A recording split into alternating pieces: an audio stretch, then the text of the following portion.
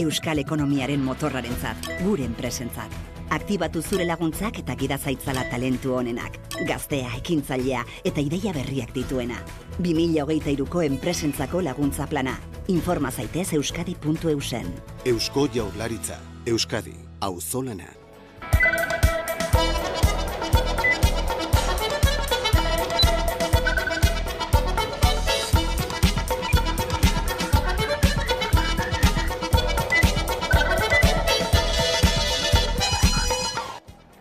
Milaka lagunek Gasteizko, Bilboko eta Donostiako kaleak hartu zituzten larunbatean aldarri batekin. Osakidetza, salba dezagun, Satxe, ELA, LAB, Comisiones Obreras, UGT eta SM sindikatuek antolatutako manifestazioak osasun publikoaren alde inoiz egindako jendetsuenak izan direla nabarmendu dute antolatzaileek. Donostian esaterako manifestazioaren burua askatasunaren etorbidearen mutur batera heltzen ari zela, oraindik manifestariak zeuden beste muturrean.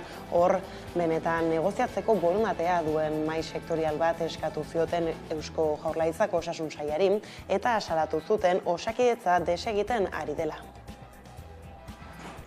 Eguerdion guztioi 12 pasata direla iritsi da gurean gaur magazinari heltzeko unea eta hasteko asteburura begira jarriko gara. Aipatu bezala milaka lagun atera dira kalera osasun sistema publikoaren alde. Bada gaiari heltzeko kameraren beste aldean dugu Aiara Deurreta lankidea. Eguerdion, Aiara. Eguerdion, bai. Tira, sindikatuek nabarmendu dute antolatutako manifestazioak osasun publikoaren alde inoiz egindako jendetsuenak izan direla, nola igaro ziren aipatu mobilizazioak? Bai, zuk aipatu duzu, mobilizazio oso jendetsuak benetan. Satze, ELA, LAB, Comisiones Obreras, UGT, SME eta sindikatu horiek deitu zituzten manifestazioak Osakidetza defendatzeko eta osasun publikoa desegitearen aurka. Larunbatean egin zituzten mobilizazioak Bilbon, Donostian eta Gasteizen eta milaka lagunek parte hartu zuten horietan.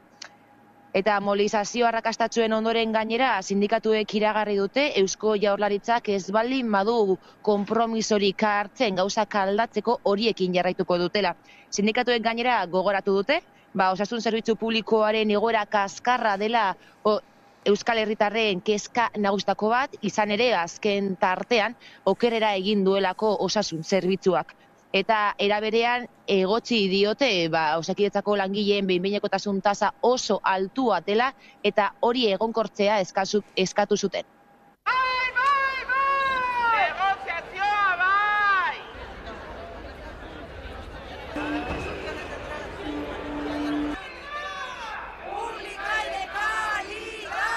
Desmantelatzen ari dira Osakidetza, eta hau ez da gertatzen den gauza bat azkeneko 2-3 urtetan. Eta gero ahulago dauka osasun sistema publikoa eta indartzen joaten dira osasun sistema pribatuak. Politikan gertatzen den gauzarik txarrena da gobernatzen dutenek bere herriaren interesengandik alde egiten dutenean eta bere beharrak asetzen ez dituztenean. Gainbehera agerikoa dela, konponbideak behar ditugula eta esan bezala horretarako borondate politikoa behar dela, ze dirua egon badago. Naiz eta osasun sailak ukatzen du eusko gizarteak nabaritzen da zerbitzuaren galera eta langileen egoera. Murrizketak, langileen erosalmena ez bermatzea edota langileen lan baldintzak okertzea.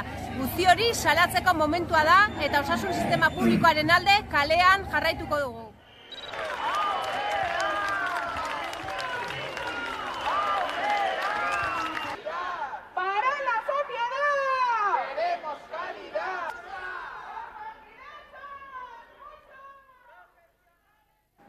Bestadetik Osakidetzako garbitzaileek astebeteko greba abiatu dute. 5 urte daramatzate hitzarmena berritu gabe eta adierazi dute negoziazioa erabat blokeatuta dagoela. Euren aldarrikapena Osakidetzako beharginei aplikatzen zaizken baldintza berdinak aplikatzea da. Homologazioaren printzipioan oinarrituta zer gehiago dakigu Aiara? Horrela da, Osakidetzako azpikontratutako garbiketa sektoreak greba hasi du gaur eta martxoaren 5 arte luzatuko da lanuztea ELA, LAB, Comisiones Obreras eta UGT eta SK sindikatuek deituta.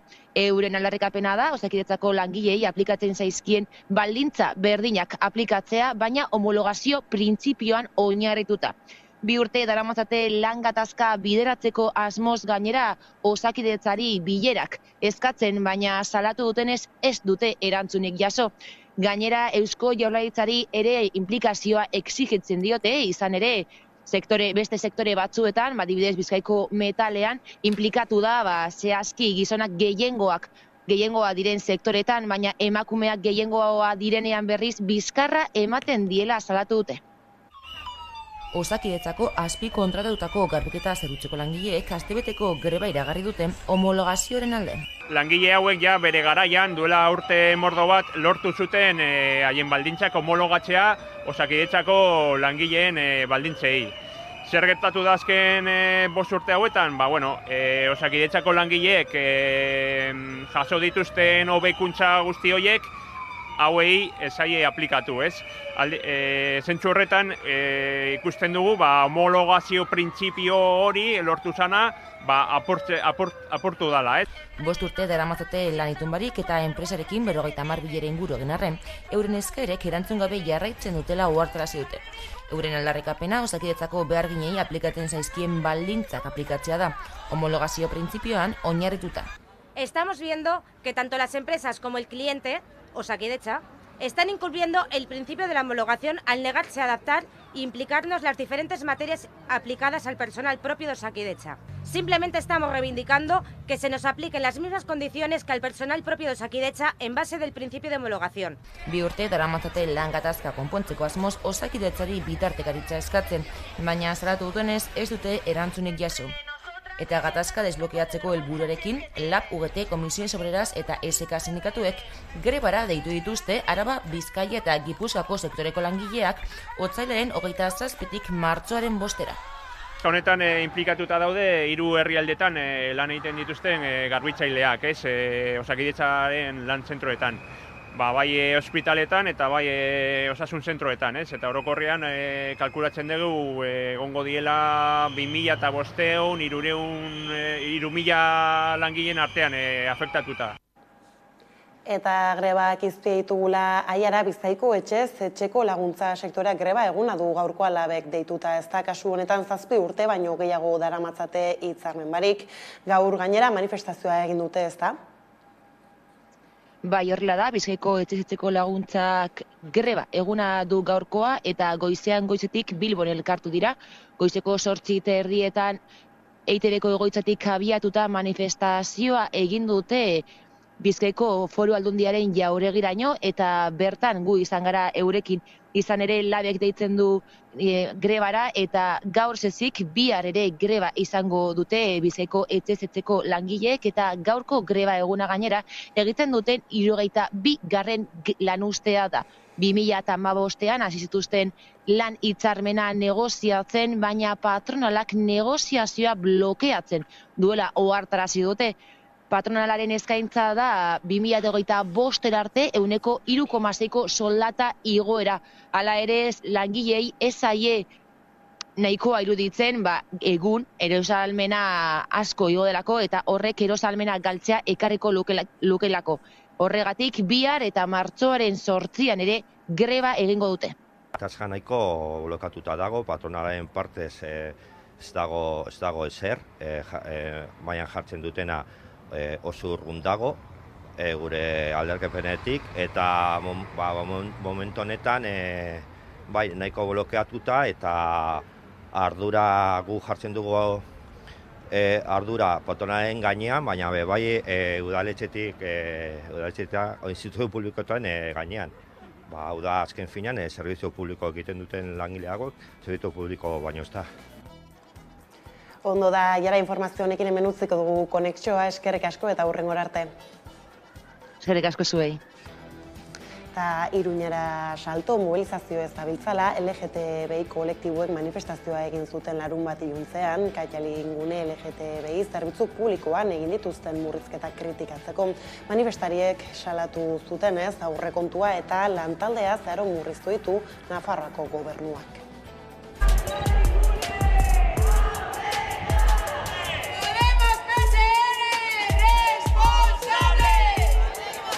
Orain arte Katalingunek egiten zuen lana zen Nafarro osoan sensibilizazioa, herriz herri udaletxeekin, kultur eragileekin, kulturretxeekin, eskolekin lan bat egiten zuen eta hori dena bertan bera geratu da. Orain argi dugu hau izan dela zuek egin duen maniobra bat, Katalingorrik orain arte egin duen lana berenganatzeko. Ez dugu beste zentzurik hartzen, ez dugu lertzen zergatik ez duen hitz egin nahi kolektiboarekin, ez dugu lertzen zergatik ez duten hitz egin nahi Katalinguneko profesionalekin, eta zergatik ez duten kolektiboarekin kontatzen proiektu berri bat egin nahi badute, proiektu hori denen artean partekatzeko eta eraikitzeko.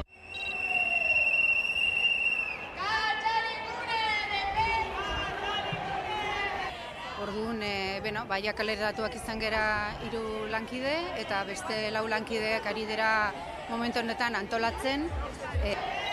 Iruñean zerbitzua zentralizatzea suposatzen du Nafarroko landa eremua bilutsik ustea. Hemen ematea bakarrikan suposatzen du izugarrizko atzera pauso bat.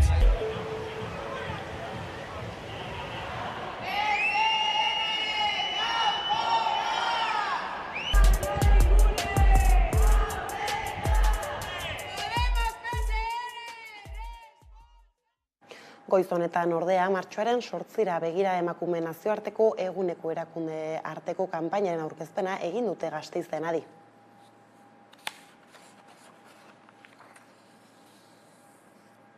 Gisa ezin dugu beste aldera begiratzen jarraitu. Egiturazko aldaketak behar ditugu emakumeok lidergo posizioetara heltzeko ditugun zailtasunekin amaitzeko. Erabakiak hartzen diren lekuetan emakume gehiago behar ditu. Eta berdintasunez iristeko aukera izan behar dugu. Horretarako gure ahalmen guztia berdintasunean garatzeko aukera emango digun gizarte bat eraiki behar dugu. Emakumeak gora egiteko aurkitzen dituzten oztopoak gainditu behar ditugula aldarrikatzen du kanpaina honek. Baina honekin batera, baita ere pedagogia pixka bat ere egin nahi izan dugu. Nolabait, ez genuen geratu nahi lelo batean bakarrik. Horregatik, kanpaina honi gehitu zaio webgune berezi bat emakumeakgora.eus. Eta honetan saiatu gara azaltzen. Nolabait, zeintzuk diren emakumeek lidergo eta erabaki postuetara heltzeko dituzten zailtasunetako batzuk.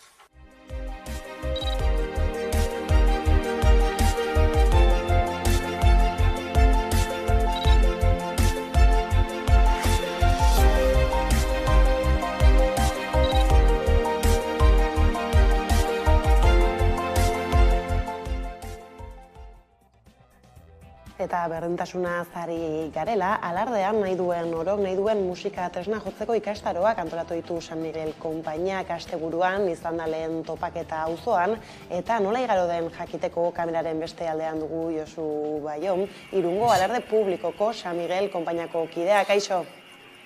Kaixo, eguerdian, kaixo. Tira, ipatu dugu gainetik ez, alardean nahi duen orok, nahi duen musika tresna jotzeko ikastaroak antolatu dituzue asteburuan, nola igaro da tailer hori eta zer erantzuteko prestatu zue formatu horretan? Bueno, lehenik eta behin eskerrak eman nahi dizkizut nik eta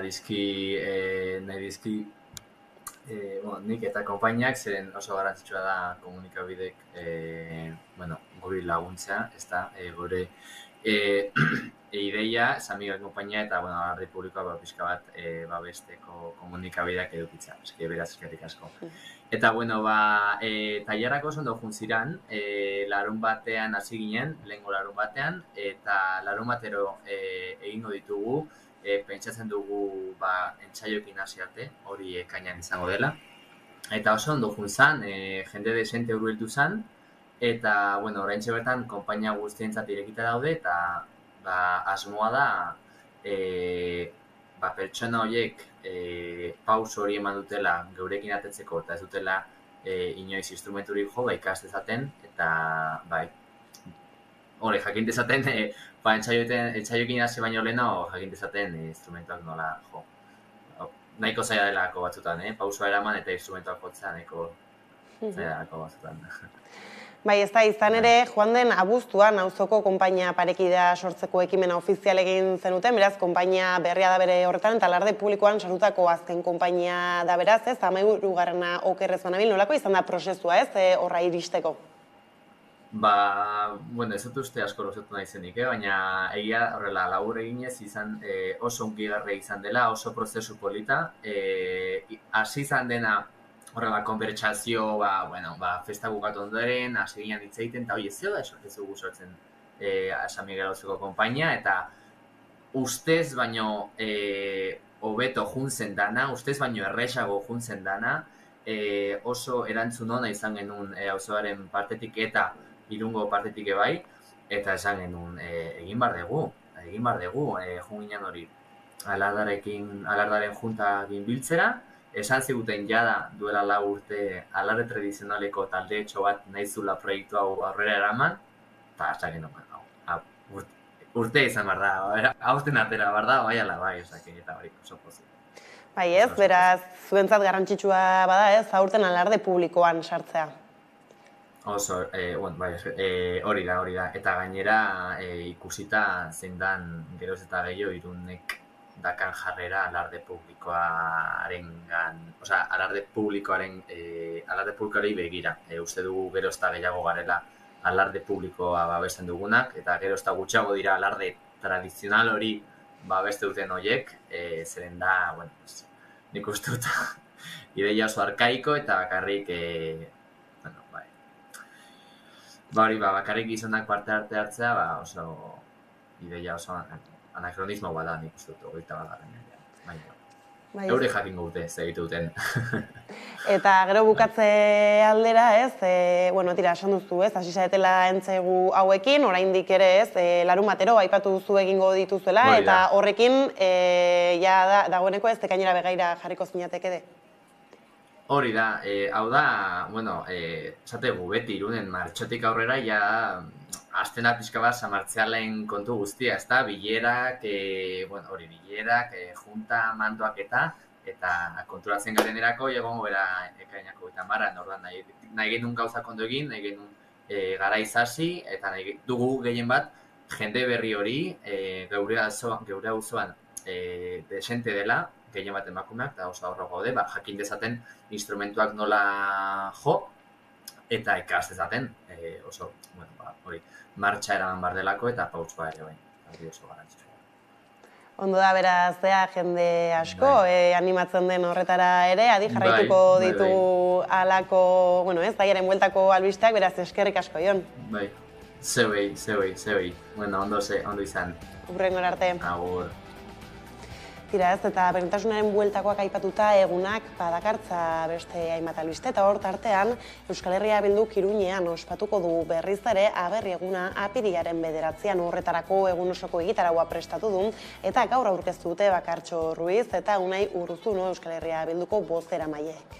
Diogun bezala, ezinbestekoa iruditzen zaigu, herri honen erabaki ahalmena erdigunean jarri eta amesten dugun Euskal Errepublika erdietxi bitartean, herri honen burujabetza politiko eta materialaren aldeko borrokak ezartzea eta horien aldarrikapena ere egitea premiazkoa jotzen dugu.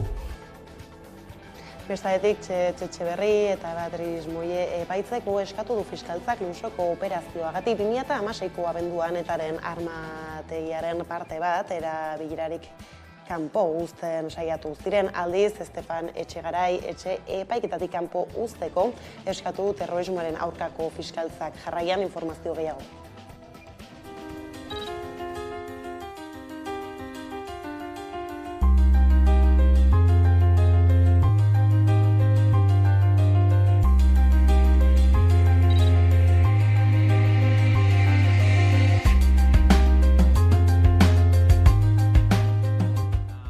Prozesu bat aurrera emateko beharrezkoa da estatuen inplikazioa.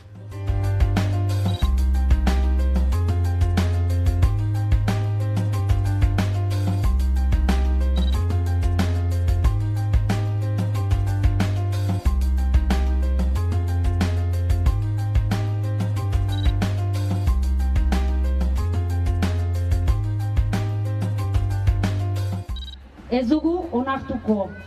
Bai, lanean segituko dugu. Bai, prozesu hori bururaino eramango dugu. Horrez gain, Auzitegi Nazionaleko instrukzio epaile Manuel García Castellonek, ezpadako neurriak hartu ditu Iñaki Graziaren kontra, ura eta beste zenbait Euskal Herritar ikertzen ari da epailea, ustez etako zuzendaritzako kide gisa, Ermuko PPko zinegotzi Miguel Angel Blancoren hilketa izan zuten parte hartzeagatik. Epaileak pasaporteak kendu eta estatutik ateratzeko debekua ezarri dio Graziari, baita 15ean behin epaitegietan aurkezteko bete beharra ere. Foro sozial iraunkorraren arabera Auzitegi Nazionalak blokeatu egiten du Euskal Presoi ohiko espetxe araudia aplikatzea ala azaldu du motivazio politikoko delituengatik kartzelatuta dauden Euskal Presoi aplikatutako politikaren behatokiak bere 6. eta azken txosten monografikoan. Txostenan Auzitegi Nazionaleko fiskaltzak 3. graduen aurkan egiteko erabili dituen argudioak aztertu dituzten eta ondorioztatu dute haren jarrera oztopatzailea dela. Egungo egoera gazi gozoa da, foro sozialaren arabera sakabanaketaren amaierari erreferentzia eginda, adierazi du fase bat ixtear dagoela eta berri bati ekiteko markoa definituta dagoela. Beste aldean ordea lobi oso ideologizatu bat dagoela adierazi du, presente dagoena eremu judizialean, polizialean, medikoan eta etaren biktimen elkarte batzuetan. Foroak uste du bakea eraikitzeko prozesuan urratsak egin ala ahuldu egin dela lobi hori, baina Auzitegi Nazionalean gogortu dela, aiete baino 11 urte geroago, inork aurre ikusi ez duen tapoia sortu dutela gehitu dute. Gauzakala Euskal Presoekiko elkartasun ekintzek plaza hartzen jarraitzen duten eta horretan lasterbidean Euskal Presoen eskubideen aldeko lasterketak baditu eguna eta lekua. Ekainaren 3an egingo dute Amasa Bilabonan.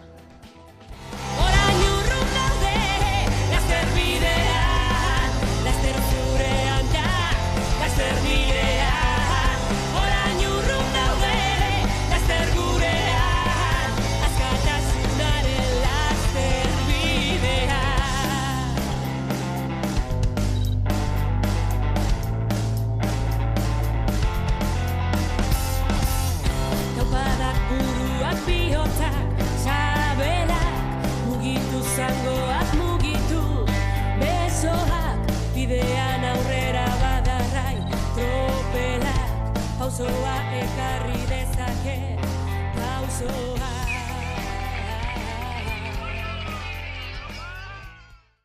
Orain ordea kiroletara egingo dugu salto eta horretarako Jon Hernandez kirol kazetaria dugu kameraren beste aldean. Kaixo, Jon?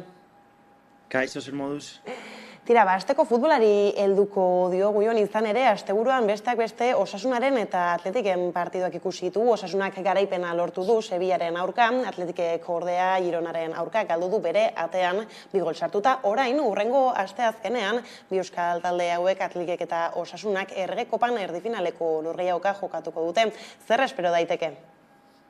Zenolako astea, bien txat, baina bereziki Osasunaren txat historikoa da, bakarrik behin lortu dute final kopa jokatu, 2005an izan zen, eta ailegatzen dira asteazkenezko partidutara momentu oso honean. Esan duzun moduan, atzo Sevillan garaipena lortu zuten, zenolako partido, kriston partidua jokatu zuten, 2-3 irabazte ostean, eta asteazkenean El Sadarren Atletik jasoko du, ikusiko dugu zinolako partidu izango du, Atletikek esperientzia gehiago du, beraz normalean favoritoa izan beharko luke, baina egia da Osasuna momentu aproposenean dago eta bakarrik lehen partidua izango da, bigarrena hilabete batean gertatuko da, baina hala ere ikusiko dugu seguru nago oso partidu ona izango dela. Adion gora beraz asteazkena eta tartean pilotari erreparatuko diogu, izan ere hor Iker Irribarria Aramarrak aspaldiko partiarik onena jokatu du bere Iruñeko agurrean eta Rezustarekin batera lortutako garaipenak erabakita utzi du play-offeko kanporaketak. Aspekoekin batera Laso Imaztek jokatuko dute finalerditarako txartela ematen duen lehia hor, eta tira ez, iragan astean iragarri zuen Irribarriak berak pilota uzteko asmoa, nolakoa izan da bere azken partida hori? Bai, azken partidu ofiziala izan da, bikote txapelketan zuk aipatu duzuna, baina egia esan da urrengo zapatuan, urrengo martxoaren 4 izango da bere azken partidua Donostin, etxean, eta ikusiko du, 26 urte ditu bakarrik, baina belaunan arazo handiak izan ditu fizikoki, eta azkenean egoera horren ostean behartuta izan da erabaki hori hartzea. Bitan irabazi du manomanistan, batan bikoteko tituloa, eta hitz egiten ari gara pelotari bat eta zoritxarrez erabaki hori hartu izan behar du eta pilota utziko du. Tira ez, beraz, azken partida ez ofizial horren esperoan, bukatzeko txirrindularitzan, Pello Bilbao, UAE Turrean etapakako txirrindularitza lasterketan laugarrena izan da, azken etapan podiotik kanpo geratu da beraz, eta zer da hemen nabarmentzekoa? Bai, bere hasierako denboralia ona izan da, aste honetan Miratos Arabezen zenolako ondo egin duela, baina egia esan da azken etapan podiotik kanpo geratu da, azkenean Ebenepul eta bereziki Adam Yates oso ondo egin dute eta Pello Bilbao 4. postuan izan da. Urte garrantzitsua urte honetan izango dela, dakizuenez Frantziako turrea Bilbotik aterako da uztailean eta Pello Bilbao antxe egongo da, Gernikako txirrindularia Bahrein taldearen punta de lanza bat da eta denboraldi oso polita du horrean. Tira Baion, honekin hemen utziko du konexioa, adi egongo gara, aipatu dituzun partida horietara, eskerrik asko eta hurrengora arte. Eskerrik asko hurrengora arte, bai. Eta kirol arlotik kultur arlora, Sofia Oterok aktorerik onenaren ziarrezko hartza lortu du 20.000 espezies de abejasen egindako lanagatik ikusi. Laguna naiz. Ni eta Tormine batera. Lagundu nahi dizuet bestek ez. Zer dezu, isiltasunea.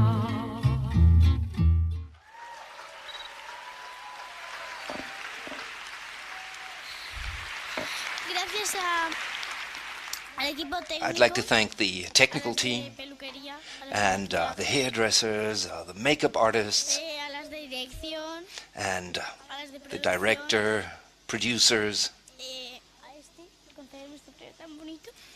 And thank you for this wonderful prize.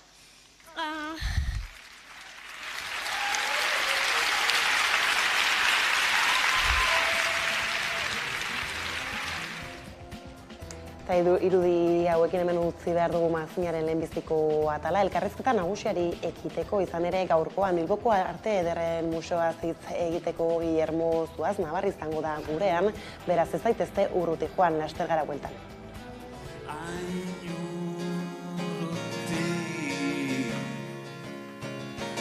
Sentimena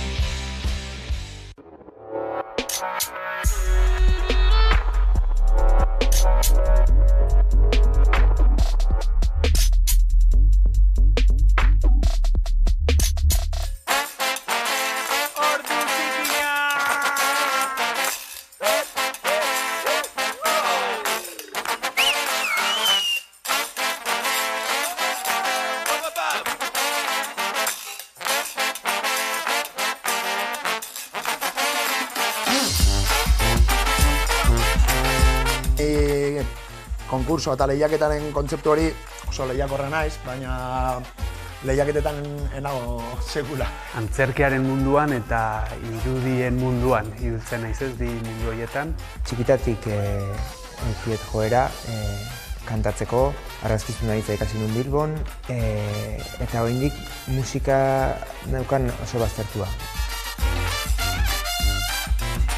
Uholdeak bai kontatzen duela pixkat narratiba bat, hasten dena pixkat kaosetik, pixkat nola bizi zuten, ez, haiek uholde horiek.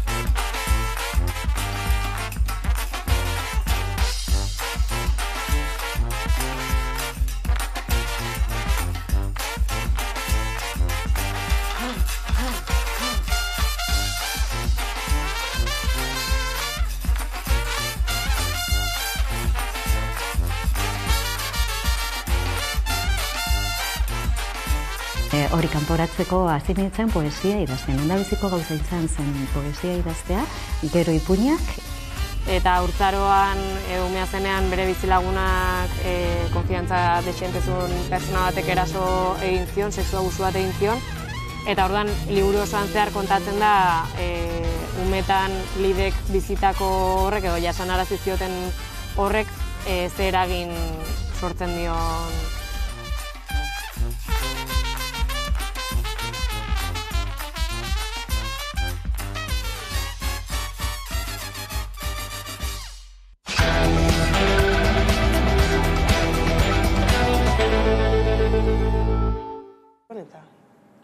Bagoaz, barrura. Beraz, tira ez, Eberdiko 12:30 pasata direla, gaurkoan Bilboko Arte Ederren museoari iritziko diogu, eta hortaz hitz egiteko gaur gurekin dugu Guillermo Zuaznabar, beraz ondo etorri Guillermo gurera. Eskerrik asko. Tira ez, azken denboranetan obretan murgilduak zarete, Bilboko museoan, nola doaz?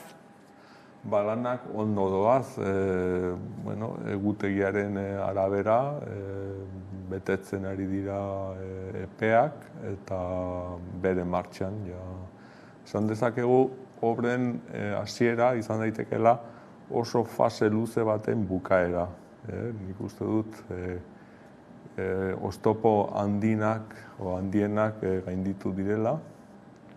Prozesua hasi izan dela 6 urte lehiaketaren antolaketarekin, eta orduz geroztik hainbat eta hainbat faseak beti izan behar dira, eta obra lanean edo lanak hiritarrak ikusten dutenean hori guretzako esan dezakegu modu batean ere prozesu luze horren bukaeran gaudela. Beraz, albiste hona bada, ez da, denboretan sartua izatea kontu ibilbide hau, eta zerekin aurkituko gara, behin prozesua hau amaituta? Nik uste dut, hiritarrok topatuko dugula museo guztiz berri bat. Museoa 1 urte baino gehiago ditu, ibilbide luzea egin du azken mendean, eta izan ditu aldaketa desberdinak, eraikuntza zaharra diogun hori 45ean egin zen, gerra ostean. Gero beste handiketa bat egon zen, 70. hamarkadan, eta museo berri honek, edo Foster eta Uriarte, Luis Mari Uriarteren proiektu berriak, bi eraikuntzak lotu egiten ditu, beti egon bien eraikuntza, aurreko eraikin horien artean ez zegoen alako erlazio on bat, hori konpontzen saiatu zen museoa egungo zuzendariarekin, Miguel Zuazarekin 2000 urtean, 2001 urtean, hobetu ziren museoaren instalazioak, eta eraikin berriak edo proiektu handitze berri hau nik uste dut guztiz aldatuko duela musea onerako. Eta harreman hori ez da lehen gotikotik berrira, ez? Zergatik da importantea bintzatez horrari bat mantentzea? Museoaren bereizgarritasun bat, eta nik esango nuke, Euskal Herrian ez dira hainbeste erakunde 100 urtetik gora mantentu izan direnak, eta askoz ere gutxiago kulturaren alorrean. Eta orduan, museoak badauka halako tradizio handia, eta tradizio handi horren bereizgarritasun bat izan da ere gaur eguneratzeko ahalmen hori. Hasieratik museoa izan da eguneratzeko grina horrekin jaio zen erakunde bat. Eta hori da bereizgarritasun bat.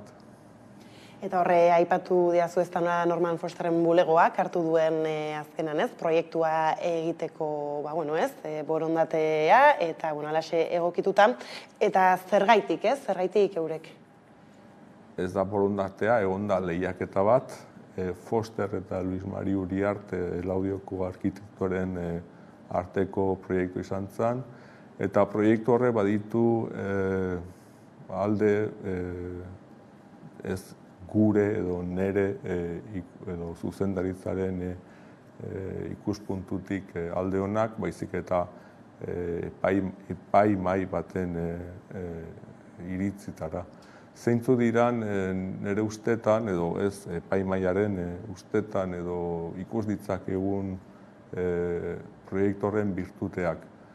Nik 3 markatuko nituzke. Bat, ez ditu aurreko eraikinak ikutzen. Gainetik pasatzen da, eta orduan aurreko eraikinentan kalte oso ez dago kalterik. Berdin mantenduko dira.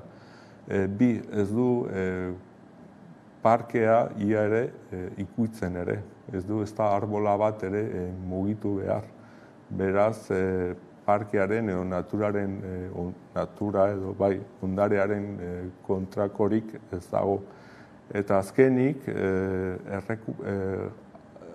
berreskuratzen du Arriaga plaza atzekaldean zegoen gune hori topagune bezala. Eta orduan hori estaltzerakoan edo atari handi bat osatzerakoan hainbat eta, nik uste dut beste espazio bat definitu, konfiguratzen duela, nik uste dut museoaren onerako eta herritarren onerako. Ez zen ere, Arriaga plaza bera ez, modu horretan kokatzea eta baita ere inguruko parkeak aukera asko ematen dizkio museoari berari ere.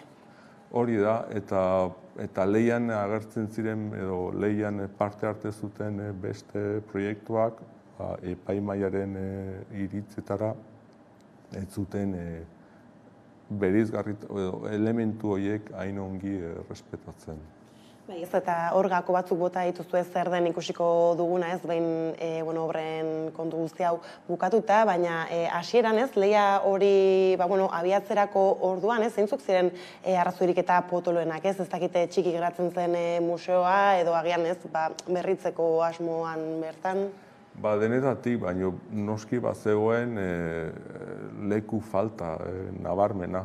Alde batetik, langileen lantokiak ez zeuden oso egoeran onenetan. Langileak egon dira urteak eta urte museoaren sotoan lan egiten. Hori jendeak igual ez daki eta barruko gauza bada, baina lantokien baldintzak asko hobetuko dira eta hobetu behar ziren. Eta bestalde, edozein museoa beraien bereizgarritasuna da beti handitu egiten direla.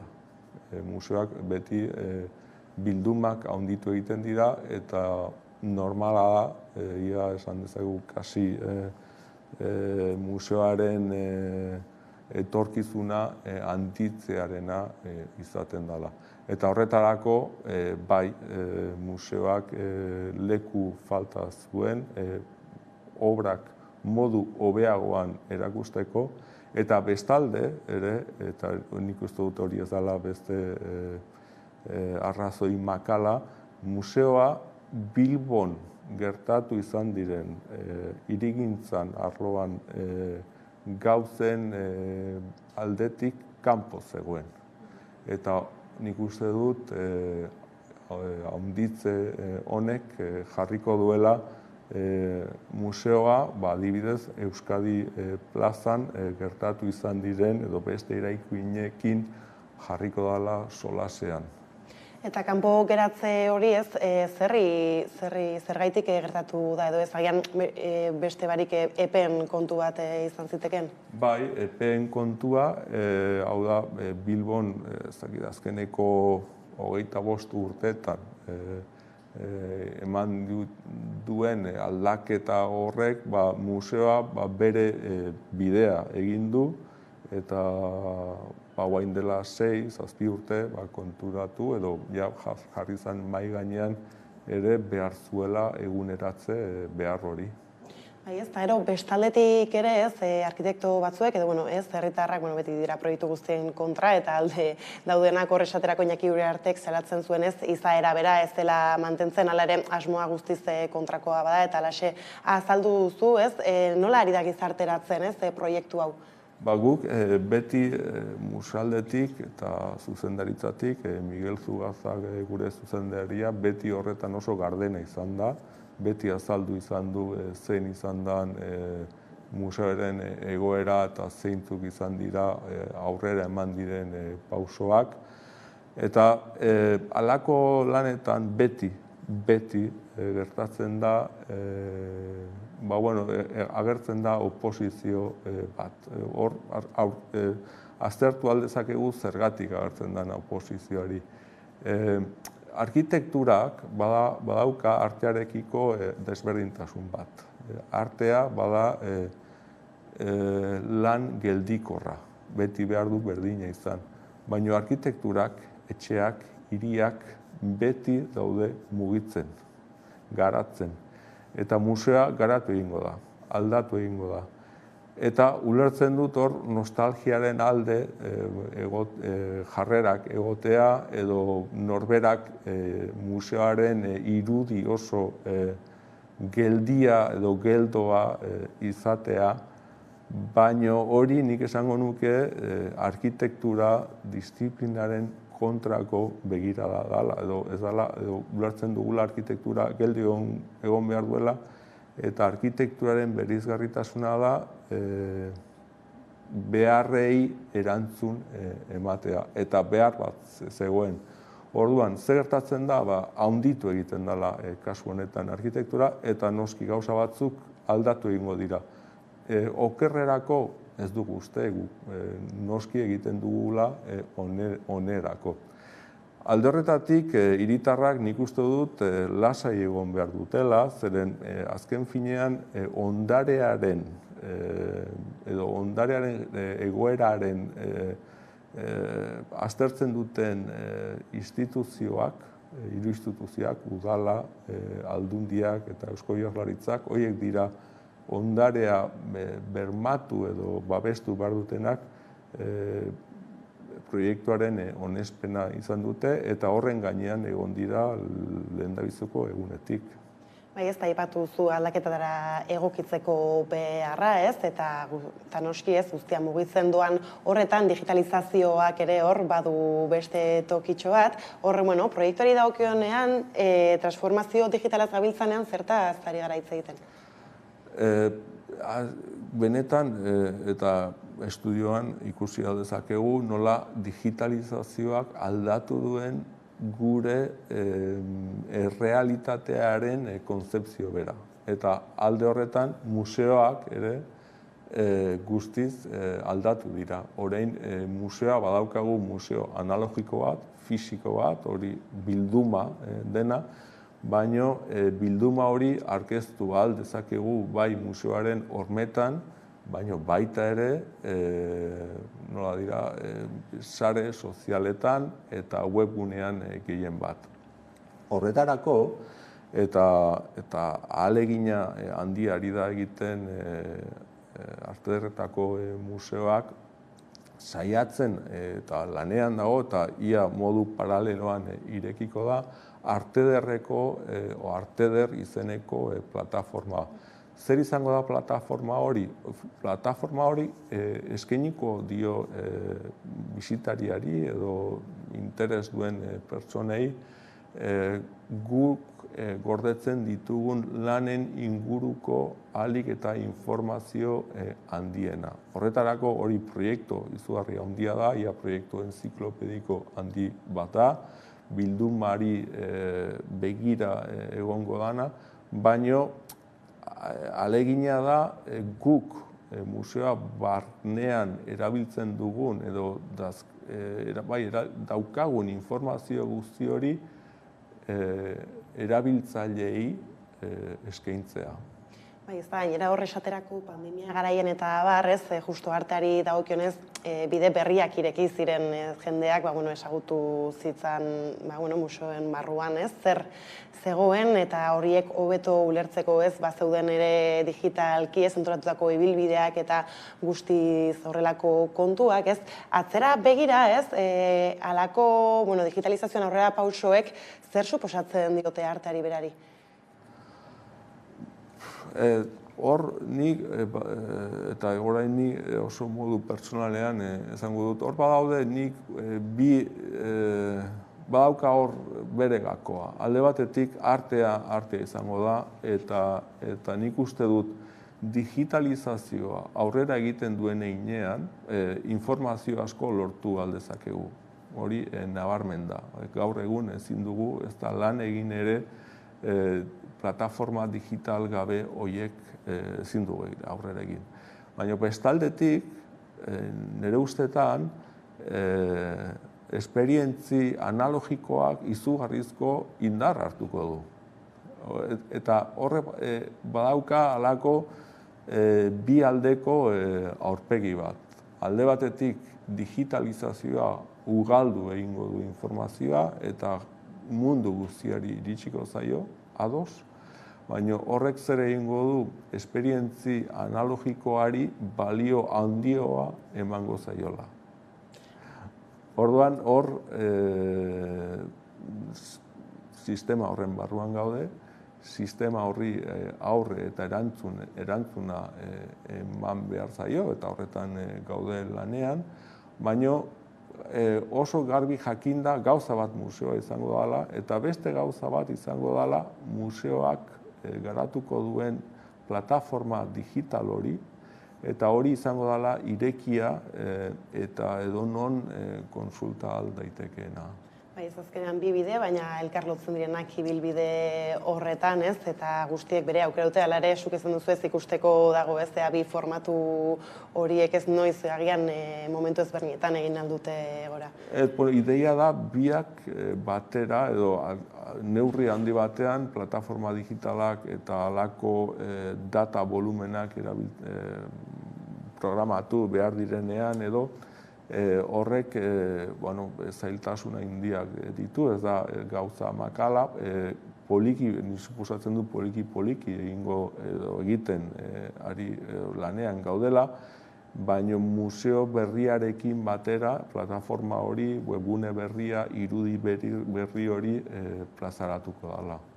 Bai ez, eta tira, museo berria, baina ere aipatu izan duzu ez, bilakaera izan duela Bilboko Arte Ederren Museoak, ez, azken urte guztietan zehar, eta hor, emaitzak onak izan dira, ez, bisitarien kopuruak gora egin izan du beti, zelako balorazio egin daiteke ez, museoaz atzera begira, baina agian ez, begira da orokorragotik hartuta ez, jendeak, bisitak gora doaz, eta hori pozgarria da. Bai, noski, bisitak gaur, orain dela 30, orain dela 50 urte, baino begirada eginez jendeak artearekiko gehiago gerturatzen da. Ez guri gustatuko litzaiguke moduan, edo gizartearentzako ona izango zen horren besteko moduan, baino bisitaria bai ireki egin dela. Nik aipatuko nuke museoaren egoera 82an hiru instituzioak patronatoan sartu zirenean, hor museoak jasan zuela aldaketa handi bat. Eta hori ireki zuela museoa gizartera edo herritarroi. Eta hori aurrera egiten doa eta ahalmen handiena ere, museoan lan egiten dugunentzat, da jendeak ikus dezala hori eguneroko aktibitate bat izan zitekeena. Ez gauza bat, ez bakarrik ospakizunetan edo noizbenka joaten garena, baizik eta gure eguneroko egunean museoak paper bat har dezala eta jendeak horrela ikusi behar du. Ez dezala, nik goratzen dut, museo horretara jo nintzen lehen aldia 17 urtekin, eta zelako bildurra eman zidan museo horretan sartzea. Bildurra, impresioa, benetan bazirelako erakundeak edo instituzio bat gure eguneroko bizitzatik eta moduengatik oso urrutia zena. Eta modu batean elitista ikusten genuena, eta hor agertzen ziren bildurrak. Eta azkeneko, 30 urte hauetan, museoan uste dut, ez garbi da, irekia dagoela, bisitari asko izan ditugu, eta bisitari gehiago etorriko dira, noski. Bai ez, eta hainbat indargune aipatu dituzu museoaz, baina obrak ere ez, hor dira, eta azkenan jendea asko eta asko mugitzen da, obren arabera ez, museo batera, bestera.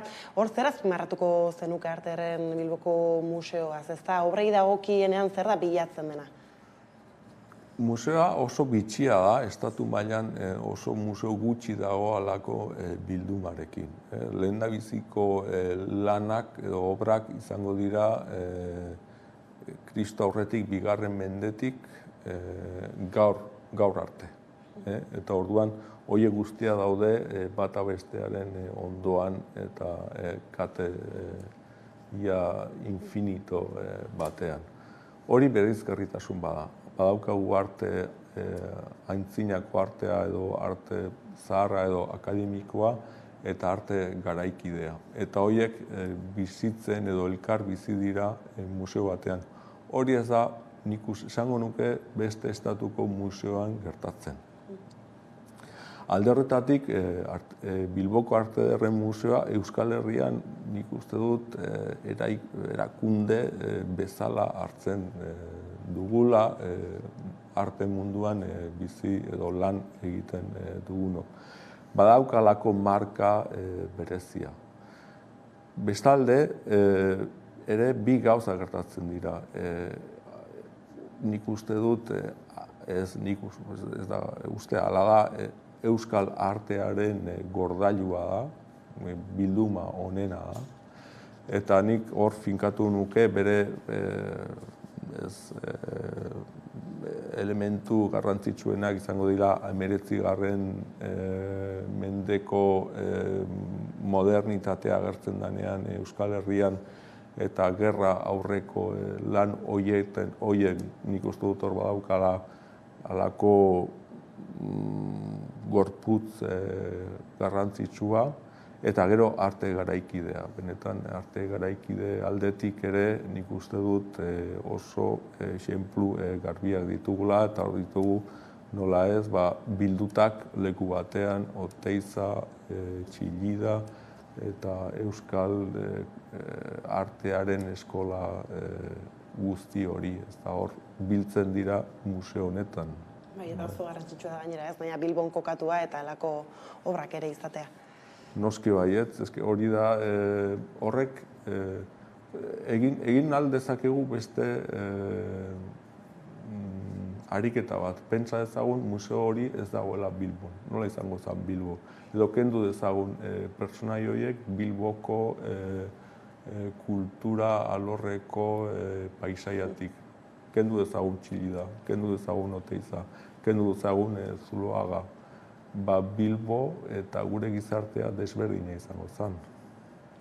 Beraz, bai ala bai ez, beharrezko obrak ditugu horiek bertan ikusteko, eta obrez gabiltzala azken aldian, agian hau galdera pertsonalagoa izan daiteke ez, baina tira, zein obra edo nabarmenduko zenuke, bertatik agian igual mugitzen diren obra horietara begira. Nik, edo ez dakit hainbeste, nik baditu nire filiak eta nire fobiak, eta ez dut uste hau dela lekua hori azaltzeko. Baina bai, eta ni horretan ari naiz lanean gehien bat museoan, azpimarratu nahiko nuke museoa urteetan izan dela Bilboko arkitekturan edo Bilbon egingo zen arkitekturaren erakusleioa. Hau da, Guggenheinen lehiaketa edo metroaren lehiaketa edo artea eta arkitektura aldeko erlazio eta erakusketak Bilboko museoan egin ziren eta egin dira. Eta hor, izan du alako 80. hamarkadatik ia gaur arte, beti izan da museoa bai arkitekturari begira. Nik hor azpimarratuko nituzke niretzako oso garrantzitsuak izan ziren bi erakusketa. Bata izan zen Smith Ibarra arkitektuaren erakusketa bat Maite Palizak antolatuta. Benetan hori Bilboko museoan ikusita niretzako edo nire hezkuntzan halako inpaktu handia izan zuen.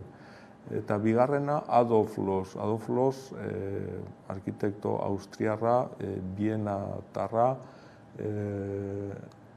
historikoki oso garrantzitsua dena, baina nik uste dut estatu mailan egin zen erakusketa bakarra egin zala.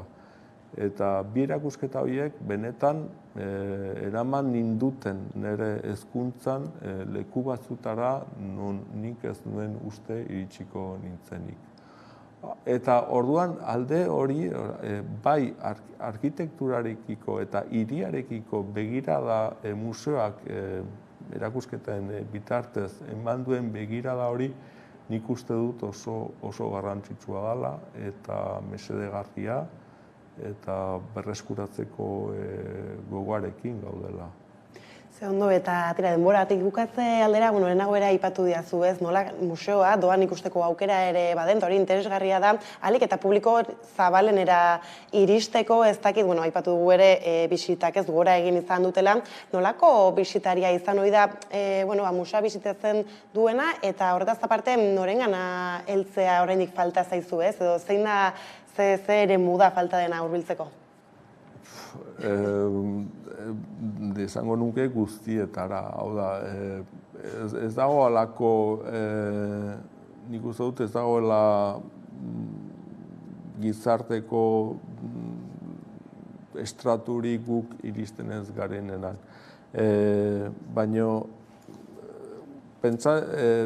museoa izan behar da, leheno esan dudan bezala, egunero gertatu daiteken bisita bat. Edo hasialdi improvisatu bat. Orain, eta hori ez dugu aipatu, Uriarte eta Fosterren proiektua badauka beste bereizgarritasun bat. Lanak aurrera egiten duten bitartean, museoa irekita dago, ez dago itxita. Orduan hori garrantzitsua ikusentzuleak jakin behar dute, naiz eta museoa lanetan dago eta aldaketa guzti hori gertatu izan, museoa lanak egiten ari diren bitartean irekita dagoela. Eta orduan joan daitezke egunero museoa ikustera. Orain zer dago ikusteke museoan, gure bilduma. Eta bilduma hori astero aldatu egiten dugu areto bat. Erakusketa horren edo ziklonen izenburua da BBKT-ak. Eta hor ikus aldezakete, ia astero juten badira, astero ikusiko dute areto berri bat, non topatzen dira bi artistak, bai estilotik, bai garaitik, elkar ikusi ez dutenak, baino gonbidatzen zaie bisitariei beraien erlazioak bilatzen. Horrek bertan lan egiten dugun hori eman digu bildumaren beste begirada bat edo beste idei bat. Eta etor daitezela museoa irekita dago, ez dugu izten. Beraz, Zorratxe azken mezua ez, egia da batzutan ematen duela obrak egote arren itxita dagoela, baina ez, Bilboko Arte Ederre Museoa irekita dago eta bisitatu beharra dago, gainera esan duzunez ez da beti ikusgarri dagoena, ez da estankoa, beraz, bertatik paseotxo bat ematen dabilena ere ez, sar daiteke bisitatzera. Eta, orduan, Guillermo, mila esker gaur gurean izatearren, adi jarraituko ditugu, aipatu dituzun guztiak, eta, etorriko direnak, eta orain jarraian eguneko solasaldiarekin bueltatuko gara. Eskerrik asko.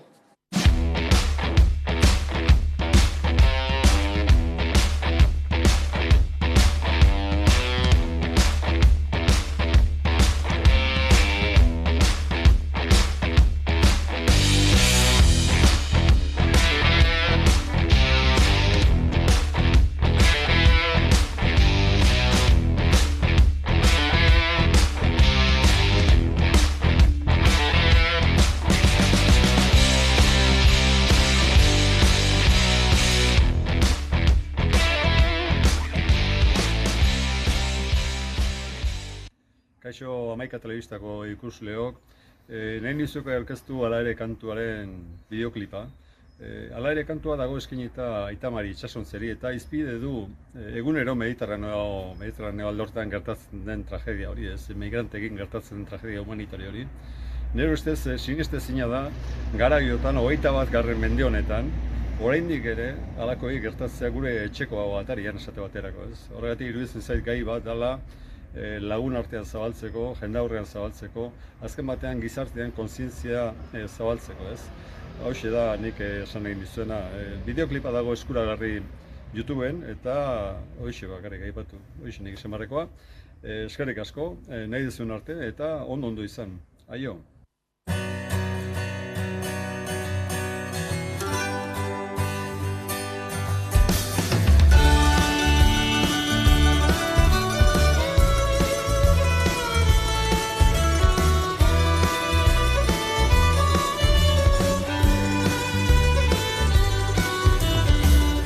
Herrialden jendiaren arnasa daitu, gure arteko itxasoan erioaren errito, mundu berri bat ez dugu erraz ikusiko, legea da betikoa, legea da betiko, hala ere,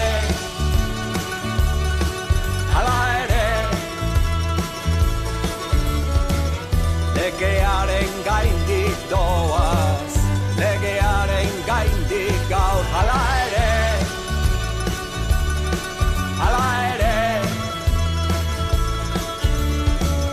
legea isilduko da, itxoko da itxasoa.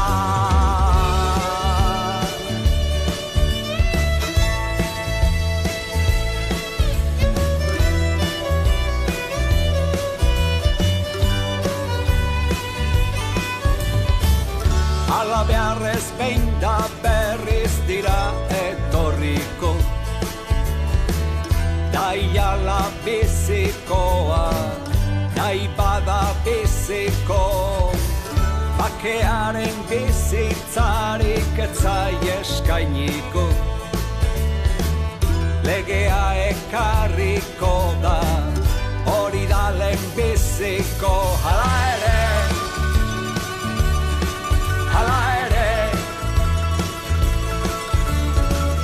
legearen gaindik doaz, legearen gaindik gaur, hala ere,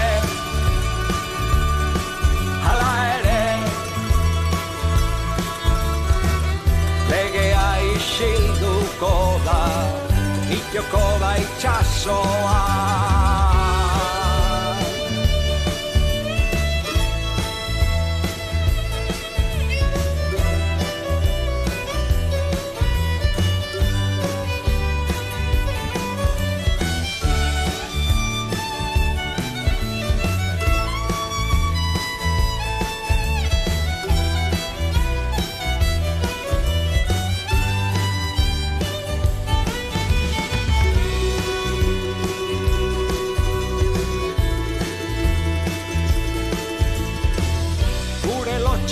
dela eta burmakur gabiltza.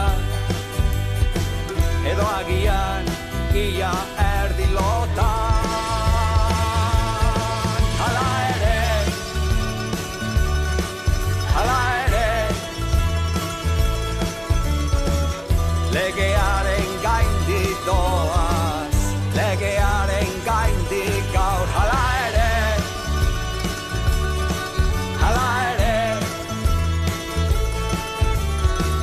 legea isilduko da, itxoko da itxasoa.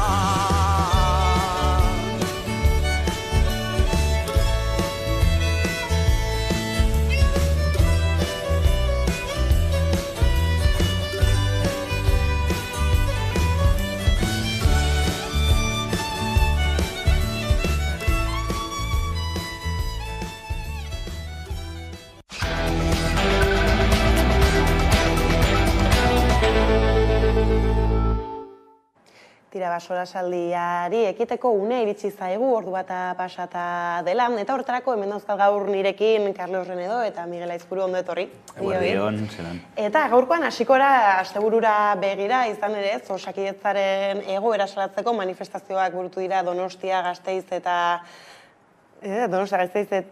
Bilbon, aztu egiten zitzaidan, eta ikusiko dugu bideo bat, bertako irudi eta bertan jaso diren adierazpenekin, eta iritziko dugu gaiari.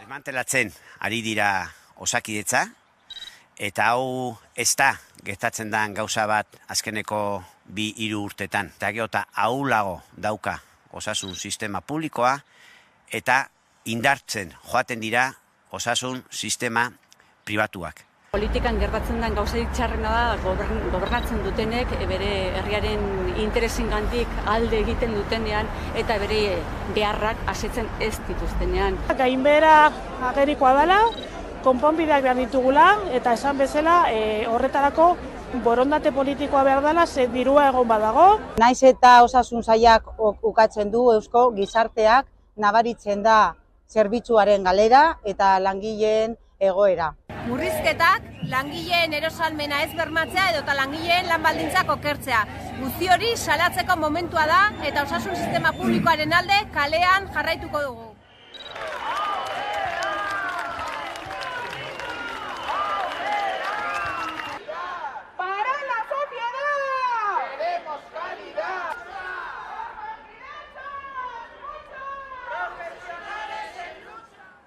Tira, bagunka herritarrek kalean salatu dute Osakidetza desegiten ari dela, naiz eta gotzone sagarduik berak, ez, mobilizazio hauen aurrean esan arazoa zela langileak falta direla, ez? Nola iristen diozue gaiari?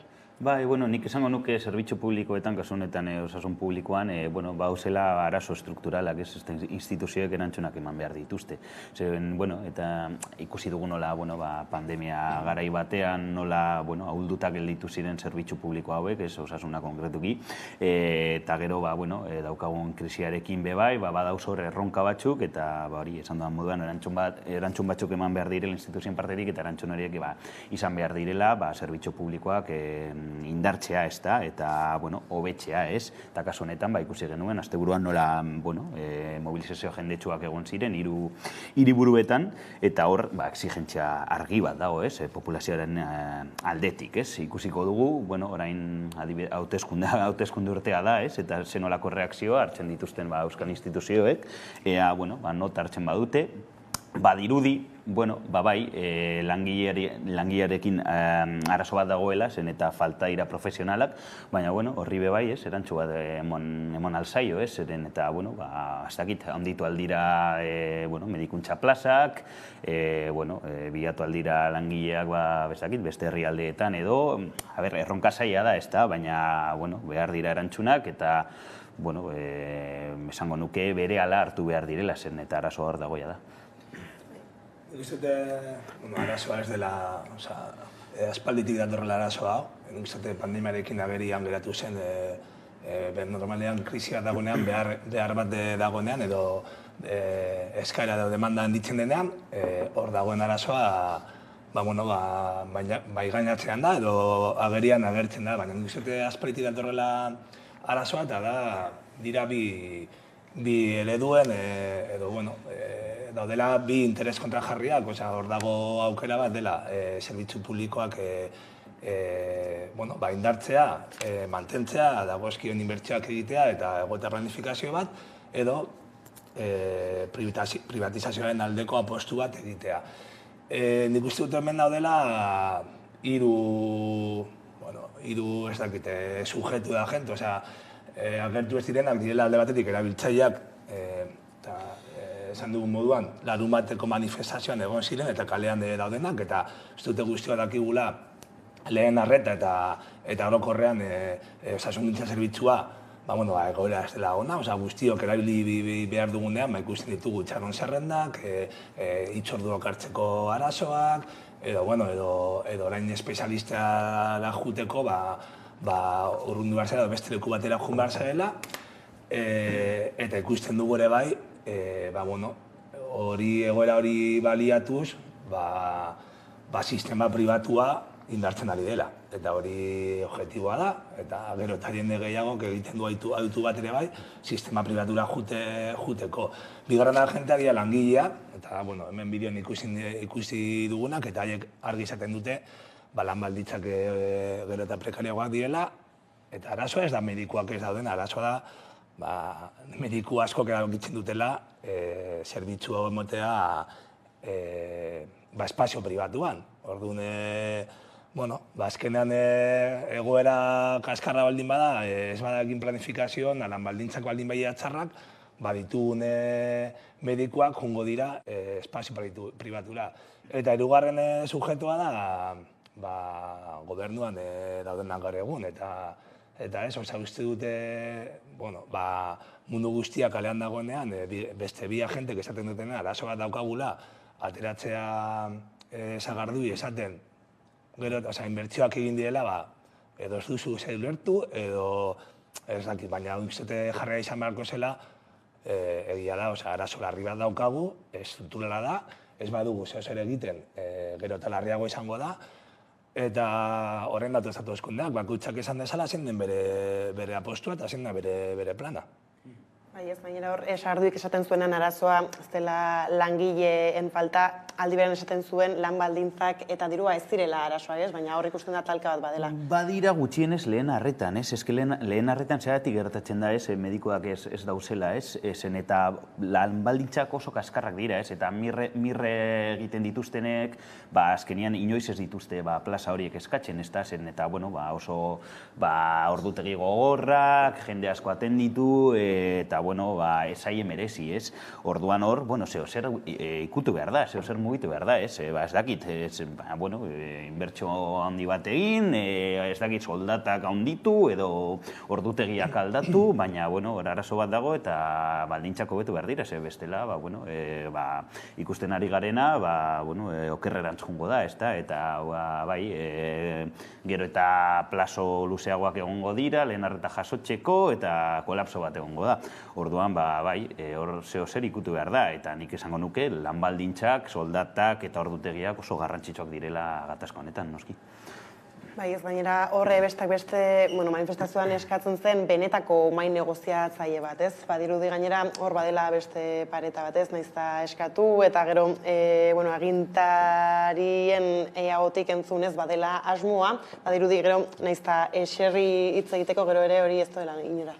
Eta gainera, aurreko astean komentatzen genuena, ematen du diela arazo fokalizatuak, ez? Donostia aldean, baina eske, errepikatzen direnean, 15 arazo, igual arazoa da estrukturala eta da, onartzen ez duguna. Daukagula arazo bat eta da, aipatu dena hemen, lan baldintzak ez dira egokiak. Nik medikoak diren lagun batzuk esaten diaten, nik egiten dudan autua lehen arreta egoteko da, autu militante bat, vokazionala. Ez du merezi. Eta nik uste hemen gainean jarri behar duguna eta argi hitz egiteko da, gaur egun Euskal Herrian badagoela negozio ere bai osasunarekin, badakigula jendartearen txat lehenengo atera dirako ere bai azken asteetan medioetan, da lehenengo kezka. Osasun gintza eta egotea. Orduan, hemen ere, lehenengo munduan gaudelako, badakigu ere bai, jende asko eta asko ingo dela autu bat, berehala, jotzeko eremu pribatura. Batez ere, ez duelako nahi egon itxaron zerrendetan, ez duelako nahi, bere osasuna oso garrantzio darako, eta badagoela prez inbertitzeko diru bat, eta izateko zerbitzu duin bat. Eta orduan, hori hor dago, negozioa hor dago, eta uste dut, hortaz hitz egin behar dugula, ze egingo dugu. Negozio hori auspotu eta utzi sistema publikoa bakarrik pobreentzat, edo benetan nahi dugu egin apostu bat osasungintza unibertsal baten alde eta kalitatezko zerbitzu baten alde, porque gero, arazo larriak adondean, behar ditugu baliabide publikoak. Orduan, hor dago eztabaida, tenduzu batzuk ez dutela nahi, ez dutela esaten, baina apostua garbia da, sistema pribatua.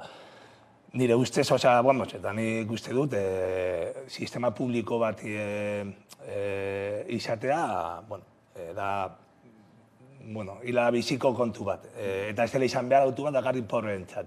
Baina hor dago eztabaida, egia da gaudela eskutatzen, porque gaur egun esatea sistema pribatu baten alde zaudela, ez dago ondo ikusita, inkluso gure ezagunen artean, sistema pribatua dutenek askotan ez dute esaten. Erabiltzen dute bakarrik behar dutenean, edo horrela, eta gero arazo larri bat daukatenean jotzen dute publikora. Eta hor dago eztabaida, eta nik uste dute, batzu daude sistema pribatuen alde, eta beste batzuk publikoaren defentsan.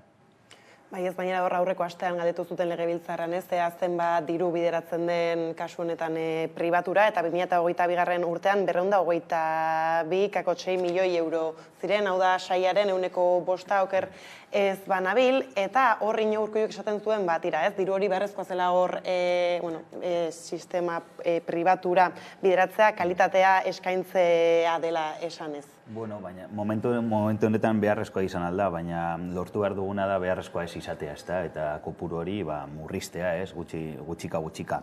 Egia da, Carlosek ondo azaldu den bezala, jendiak igual pribatuaren autu hori egiten ari duela, eta ikusten du hori publikoan arreta ez dela ona, edo asko itxaron behar dela, mediku espezializatuen arreta jasotzeko ez da.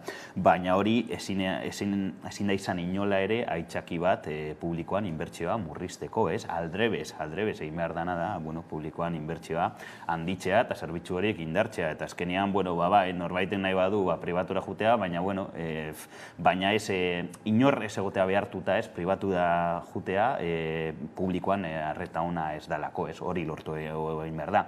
Eta pribatura bideratzen den diru publiko hori, saiatu behar da murrizten, egia da niri kopurua arreta ditu dit, oso altua iruditu zait, baina egia da, adibidez, abortoen kasuan, ze gertatzen ari da, abortoa, zerbitzu publikoa da, baina azkenean bideratzen da klinika pribatuetan, ia kasu guztietan.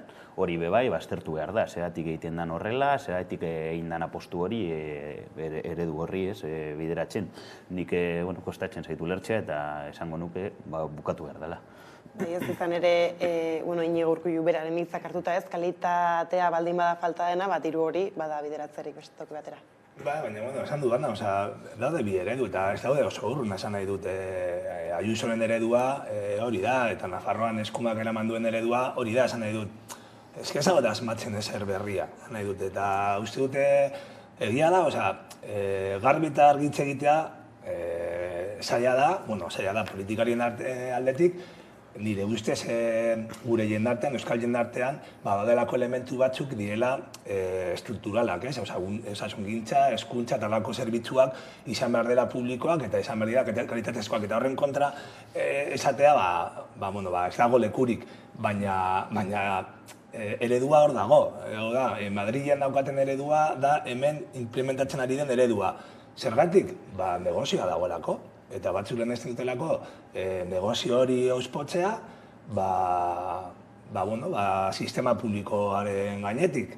Eta hori, eske bestela ibiliko gara beti, horako, ni ez naiz zifretan sartzen, ikusi aldugu beharrezkoa den edo ez beharrezkoa, baina daude bi eredu. Edo sistema publiko integral baten apostua egitea, baliabideak, inbertsioak eta planifikazioa, edo bestela ustea sistema publikoa gaur egun dagoen moduan, bultzatzeko sistema pribatua. Orain momentu honetan, bigarren ereduan gaude Euskal Herrian, bueno, erkidegoan behintzat. Ez da, eta gero hor aipatu duzue biek ez da nola hauteskundeak badatozen, eta izan daitekeen, agian proposamen berriren bat. Ikuste ala ere, ez dakit ez, Elkarrekin Podemosek edo Euskal Herria Bilduk egin ditu proposamenak edo baditu behintzat ez, hainbat, irizpide edo badituzte ideiak ez, aldaketa hori nola gauzatu beharko litzateken, ala ere EAJak edo PSek ez dugu ikusi oraindik ere inolako proposamen eraldatzailerik edo ez, berrikuspen bat egiten. Uste duzu benetan iritsiko dela hauteskundegatik edo pasatuko da? Bueno, egia da, Osakidetzako eskumenak, denok dakigun moduan Eusko Jaurlaritzak dituela, ez, eta, hauteskunde autonomikoak hurrengo urtean izango dira, ez aurten ez, baina egia da bebai, mezu publikoan, debate publikoan, ez da, osasunaren eztabaida pilpilean dagoela, eta, inkestek dioten arabera, preokupazio handia da, ez da, Euskal Autonomia Erkidegoan, orduan, ziur nago, hauteskunde foralen eta udal hauteskundeen kanpaina horretan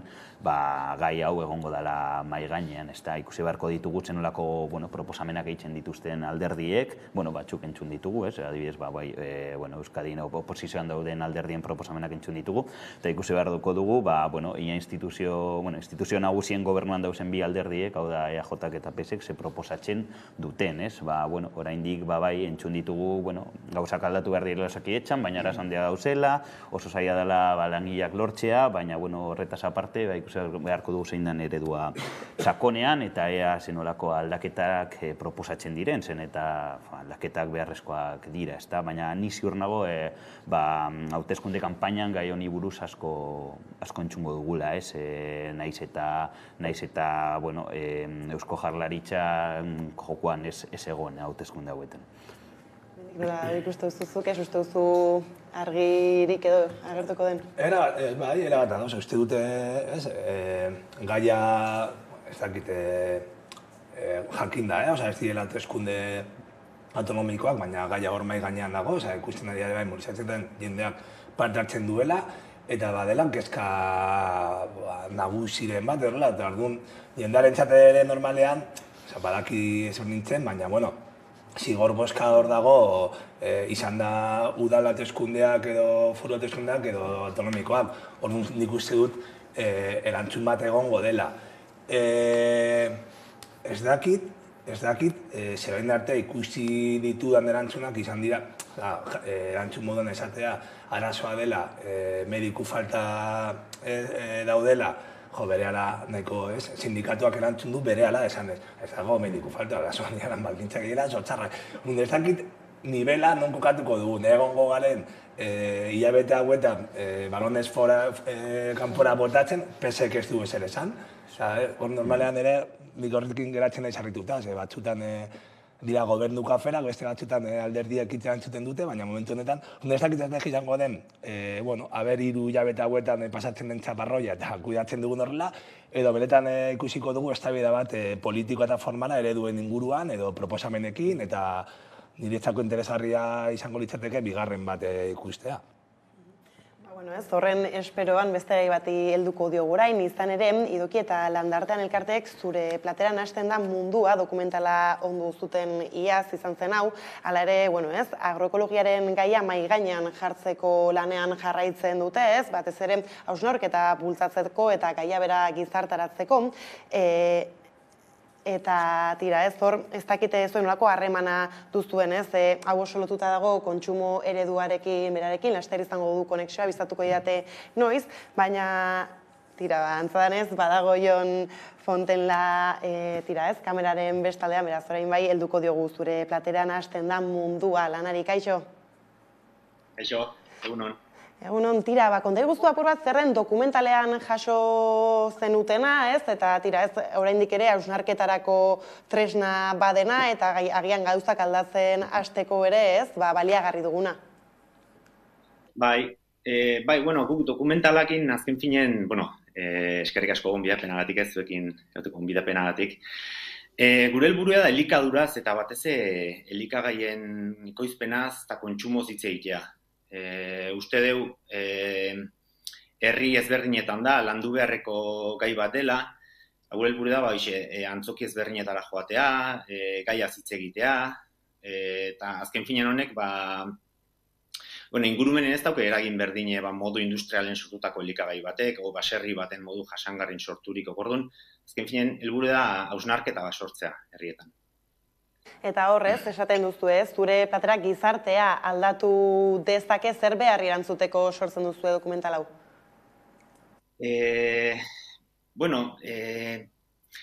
Azken finean jenderi galdetu nahi diogu, ze gizarte eraiki nahi dezu? Azken finean zen mundu, mundu hitzorrekin jokatzen dugu, zen mundu eraiki nahi dezu. Nori eman nahi dizkiozu urtentzear elikagaietan gastatzen dezun dirutza hori, azkenen dirutza gastatzen dugu familia bakoitza, nora bideratu nahi dezu esate baterako, hor ekonomi badau, eta ekonomi hori ze industria eman nahi dezu, inguruko baserritarrei, nola zaindu nahi duzu ibaiak, atmosfera, azken finean erabaki bidana kontsumitzaile ona da. Eta pixkat honen bueltan hausnartzea da helburua, eta honela landu dugu ikusiko dezute irudietan, hor 3 aktore ezagun ditugula, Maitena Salinas, Maria Redondo eta Andoni Izturu, eta gero ditugu abeltzainak, ditugu nekazariak, erlezainak, kontxe pantailan ikusten dena, eta kontsumo elkarte bat baita. Eta orduan, guzti horrekin, tarte fikzionatu batekin eta dokumental bezalako tarte batekin, sortu ikusentzunezko hau, eta 40 emanaldi baina gehiago eman ditugu Euskal Herriko 7 probintzietan. Bai, izan ere zuere bazara, elkarteko kidez gain zuzendaria baitare, eta hor, ere ikusi dugu nola agertzen den apur bat bi mundu orientalka, ez da, zeren eta ere agertzen da dokumentalean, supermerkatu goikoak, edo agian ez, hiritik gertuen dagoen eredu hori. Bai, azkenean, bizitza eta lan erritmook apenas ez digute denbora ikusten erosketak itxeko alde batetik, eta ez da sukaldatzeko ere oitu geha, supermerkatura joate oitu geha gehienak. Denbora gutxi daukeu, erosketa egiteko, eta supermerkatun daukeu ogie dauzkeu, esneki dauzkeu, fruta daukeu, aragi daukeu dena, eta sukaldatzeko ere berdin. Aragia egostetik eta gauza landuak egitetik pasatu geha plantxan egitera dena. Gauza hobe dira solasalditan ateratzen zaizkigun gaiak, jendeak esan digunak, arakinek esan digutena. Gure bizia zeharo aldatu da. Eta uste dugu elikadurak bere hortan garrantzi galdu dola. Sukalden lehenago denbora gehiago pasatzen genuen gaur egun igual egongelari eman diogu telebista pareari garrantzi gehiago, eta honen bueltan hausnartu behar dela uste dugu, eta azkenen ondorio larri izan ditzake bizi erritmo honek edo gure osasunen, bai fisikoan da bai mentalen, eta noski tokin-tokiko ekonomian eta baita ingurumenen ere.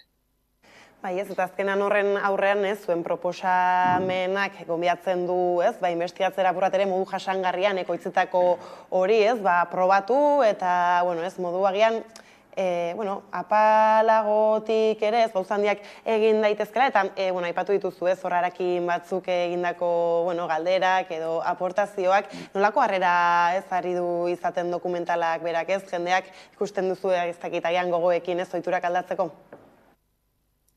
Aitortu beharra daukat, gure emanaldietara etortzen diren 80 tamarraia, nahiko jende kontzientziatua dela, kontsumo taldeetan eta egoten dena, eta posible da pelikula honekin pixkat inkomodo sentiaraztea, esan dezagun erosketa supermerkatun egiten dituna toki modu ohiko baten, eta igual ez eroso sentitu daiteke, eta igual ez da atrebitzen etortzea. Holako zerbait gertatu daiteke.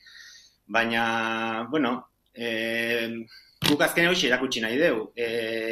Dokumentalen ikusiko dugu baserri txikiak, pertsonen tamainakoak, ez makinen tamainakoak, hartzainak dokumentalan bertan esaten duen bezala, ekologiko ekoizten dutenak, salmenta zuzena egiten dutena, kontsumitzaiekin harreman zuzena daukatena. Nik uste guztiok gula gustoko kontsumitzeko modu hori, bakarrik kontsumitzaileok denbora hori atera behar dugula. Beste gauza batzu eskintzen diogun denbora hori eskaini beharko genioke erosketak egiteari, eskaini beharko genioke sukaldatzeari, bizia bestera batera ikusteari, eta dokumental honetara animatu jendean, eta igual ez egon bizitza erritmo honetan edo guk erakutsi nahi dugun honetan, baina animatu etortzera, hausnartzera, Eta ez ziur aldaketatxoak denok egin ditzakegula, nigandik hasitan lehenengoa, baina denok egin ditzakegu hobera, nire ustez, zentzu honetan. Bai, ez da Ion, eta bukatzeko tira ez, arlo pedagogikotik ere asko badauka, eta horretan eskoletara ere ez, hause eramateko kanpainat baduzu esku artean, bazabiltzate horretan nolako garrantzia du horrek? Bai, handia, bai. Zure plateran hasten da mundua, kanpaina honetan, baina hainbat ekintza egin ditugu, bai, dokumentalaz gain, zure esan bezala eskolak, eta beste zenbait gauza. Eta orduan, hor eskoletan bai iristen garela, jende gehiagora. Aurretara, aurroiek gero etxera joaten dira, zerbait azaltzen dute gurasoei, normal gauzak irakasteko gaitasun handia daukate, txikienetik hasitaia, handienetara baita. Eta orduan, eskola garrantzia handia daukete. Gero, herrietako azokei ere garrantzia eman diegu noski, eta ezberdinen abiltzen da nekazarien etxaldeak ezagutzeari ere garrantzia eman diegu. Orduan, edo zein udalek edo interesa baldin badauka, Landarlan ingurumen elkartearen korreoan edo idatzi dezala, gu herri Euskal Herrian zehar bueltaka ibiliko gara, eta prest edo zein lekutara joateko, edo zein eskoletara, edo zein antzokitara. Ondo da, hortxe mezua zabalduta, ez da Ion, eskerrik asko gaur gurean parte hartzeagatik eta hurrengora arte. Eskerrik asko. Tira ez, ez da kontu erraza ez, azkenean gaur egungo gizartean nola murgiltzen garen guztiok badakigu ez, eta aipatzen da espresaka, denbora gutxi, eta gauzak alik eta arinen, eta errazten egiten ere ez. Bai, baina, alde batetik kontsumitzaileok badaukagula gure ardura, edo daukagula aukera, ez? Zegoen esaera bat esaten zuela guztio daukagula egunean iraultza egiteko hiru aukera, gosaria, baskaria eta afaria, egiten dugun autuarekin asko aldatu dezakegulako, eta hori holan da, eta uste dut hori landu behar dela, baina ezin dugu beti dena gutxi gure kontzientzian edo ez, guztiut daudela beste elementu batzuk, eta bata da esan dudan moduan, eta epatu den moduan egiten dugun autua eta aldatzea bizi moduak, edo egitea esfortzu hori, baina nik uste beste elementu bat dela erraztea kontsumo aukera hori guztioi, eta uste dut hor dagoela ere bai, asko administrazioak egin behar duen lan bat. Hau da, gaur egun lehenesten den kontsumari nori edo produktu edo kilometro asko kanpotik ekarritako produktuak diare bai, koste ambientalak eta sozialak eta horrela ez direlako kontuan hartzen. Orduan dena da prezioen arabera eta daukagu aukera erosteko Perutik etorritako produktu bat horrela oso prezio merke batean. Eta inkluso beste arazoa da, jazta bakarrik denbora. Askotan egiten baduzu batu bat kontsumitzeko ekologikoan eta kilometro zeroan, hori horrendu behar da, baldin da nahi badugu, ekoizleak izatea baldintza duin batzuk. Hor ere egin behar dugu asanketak eta gero jartzen diren baliabideak. Nik askotan pentsatzen duen, orain dela markada batzuk udalek zeukaten merkatu batzuk da basto nun produktuak egoten ziren gaur egun zein goduzu. Guk hirietan kontsumitzeko behar ditugu supermerkatu forma moduko bat. Zein goduzu lehia. Marka handiekin oso zaila da. Orduan ere bai uste dut daudela bi elementu. Gu daukagun ardura eta egin aldugun apostua, baina gero ere bai administrazioak jarri behar dituen baliabideak edo erresteko moduak edo apostuak horren aldekoak. Izan ere, gaur egun beharrezkoa litzateke benetako apostu bat egitea baliabideen aldetik, hori ez, jendea bestera ez merkatura esaterako ez badago ohituta joaten eta errazago egingo badu. Bai, gogoratu behar dugu, emergentzia klimatiko egoera batean gauzela, eta eredu hau, gaur egungo eredua, kontsumoaren eredua eta elikagaien eredua ez dela bat ere jasangarria, ez da, orduan hor aldaketa sakon bat behar da, baina nire bai, prezioen kontu horik eskatzen zait, ez da, zeren, azkenian klase langileek, diru sarrera, gutxi dituzten familiek, igual ezin dute egunero, ordaindu, produktu jasangarria, kilometro zeroko produktuak, eta azkenian behartuta dauz supermerkatuko atxerritik datozen produktu merkeak erostera, ez? Eta hori instituzioen partetik, Carlos ondo azaldu moduan, aldaketa bat, ez? Behar da bide horretatik. Eta, ez dakit, diru laguntzen bitartez, edo nola egin behar dan, edo, presioen, presioan, ez dakit, presio horiei, kilometroko zeroko produktuei, hori, laguntzak emonez, presio horik esekibilak izateko, baina egia da, hemen oso erronka, potola daukagula, eta ja da, kalte handia egiten duela, gaur egun daukagun kontsumo eredua, ez da, orduan, erreflexio sakon bat egin behar da, eta gero bai, gure bizi erritmoaren kuestio hori, galdera hori, bai planteatzen da, gustatuko litzaidake dokumentala ikustea bai zen, eta hori oso debate interesgarri bat iruditzen zait, zen nolako ritmoa daukagun, zen nolako bizitza daukagun, ez daukagun inolako denborarik, elikagaiak sukaldean prestatzeko denboragaz, eta azkenian oso askar eta txarto elikatzen gara, eta horbe bai, debate eta erronka sakona dago. Bai, ez aipatzen zuen dagoeneko ez direla janariak egosten, eta plantxatzen duela guztia. Bai, egia da, bizimodua aldatu dela erabat, eta gora egindu ere gainera, ez bakarrik erostea janari mota bat, baizik eta inkluso eskatzea zuzenean janaria prestatuta etxera ekartzeko darrela. Baina, nik bai uste dut, honek berriro, nahi dut azpimarratu, ezin dugula utzi dena, kontsumitzaien aldean edo ez, edo inkluso bakarrik afera ekonomiko batean. Zer, nik uste dut alde batetik. Nik bai egon daiz olako kontsumo elkartetan eta horrela, eta egin dut ere aldaketa, eta hainbat produktuetan, supermerkatu konbentzionaletan eta horrela, ez dago beste batzuetan bai, baina hainbat produktuetan ez dago aldea. Nik egin dute konparaketa, eta uste dugu supermerkatu handietan dena dela merkeagoa, eta askotan ez dugu begiratzen, eta gero ez da horrela.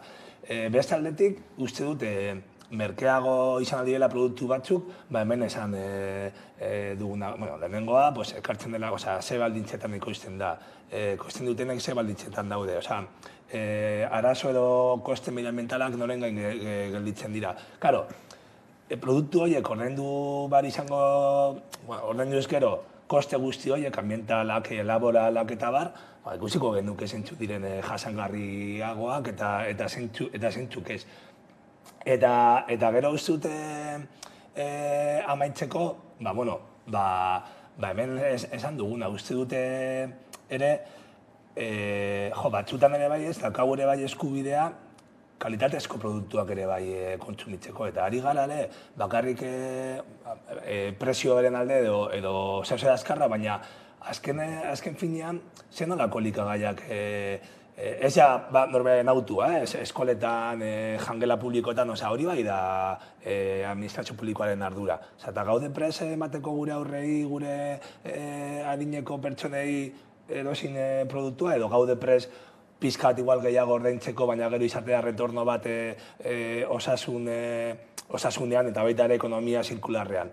Nik uste merezi duela, eta zen dena, aldaketa klimatiko honen merezi duela egitea bestearen aldeko apostu bat. Bai, ez azkenan ekosistema guzti batek funtzionatu behar du norabide berdinean, bestela hori ez? Bai, refleksio hori guztiok egin behar du ez gizarte bezala. Eta gero bai azkenean, okurritu zaidu bai, erosotasunaren kontua, zezu juten zara supermerkatu batera eta denetarik daukazu, eta, 10-15 minututan egin aldozu erosketa handi bat, eta karo, ez da berdina ez, komertzio lokalean ez erosketa egitea, ez da azkenian jun behar zara den daskotara, eta, igual garestiago ateratzen da, baina, azken finean hori berriro planteatzen du ez gure bizitza erritmoa, ez da, eta, nahiko tristea da ikustea, nola, tradizio horiek ez erosketa, ez dakit, adibidez, auzoko merkatuan edo auzeko komertzioetan egitea galtzea, eta gero sukaldean denbora emotea bebai galtzea, eta azkenian, horrek bebai, zakit, eramaten gaitxu, bizitza oso triste batera, ez modu batean, ez da, denborari gabe, eta inolako patxari gabe, eta beti, ritmo askarrean eta estresarekin. Bai, ez, eta ero alakoen aurrean, badira, ez, iristen diren beste albiste batzuk, eta esaterako zenbait udalek salatu dute lurrak desjabetuko dizkietela abiadura handiko trenaren obrak medio, ez, eta hemen, hektarea mordua dira, 122 txartoiatzi ez badut, eta hauetariko asko eta asko badira lanerako erabiltzen diren lurrak, ez, elikagaiak sortu, eta, bertako ekonomiari ere eragiten diotenak. Nik atxeterekin, uste beti nik, ez dela egon eztabaida bat termino, arrazionaletan edo horrela. Inork ez du egin kalkulo bat esateko, ez bakarrik obraren kostua. Trena da jasangarri, garraio oso jasangarria, eta ni ados naiz horrekin. Baina gehien erabiltzen dugun tren zerbitzua dira zerkaniaz. Jendea mugitzen da gehienetan albokorrietara eta horrela. Orduan, egita olako inbertsio bat, horren beste urteetan, eta ez da bakarrik azpiegitura da, obra horren ondakin guztiak nola doazen, porlana sortzeko behar diren baliabideak eta kanterak, ez hor esan dena, behar dugunen lurra kontsumitu, ondakinak usteko, obra egiteko, orduan, egin dugu benetan olako proiektu estrategiko baten horrean, norbaitek egin du kalkulo bat, benetan merezi du inbertsioa eta retorno soziala izango da egokia, gero sartutare, Frantziak esan duenean, aspaldi esan zuen, ez egola pres egiteko. Orduan, nire uste sartu gara, eztabaida arrazional beharrean, ari gara iaia, ez dakit nola esan, egin behar da eta egin behar da. Joder, egin ezagun moratoria bat egon denean, pandemia bat 2 urte egon garenean mugitu barik, egin dezagun moratoria, pentsatu dezagun ondo zer behar duguna, nola izango diren gure etorkizuneko garraio, eta gero goaz erabaki bat hartzea, baina guztio gaudela sartuta, espiral batean egin behar da, inork ez daki oso ondo, noiz bukatuko den, zen izango den logika garratzeko Europan zehar, zerbitzua nola izango den, baina ez dakigu esan onde egongo den geltokiak oso ondo. Baina aurrera goaz,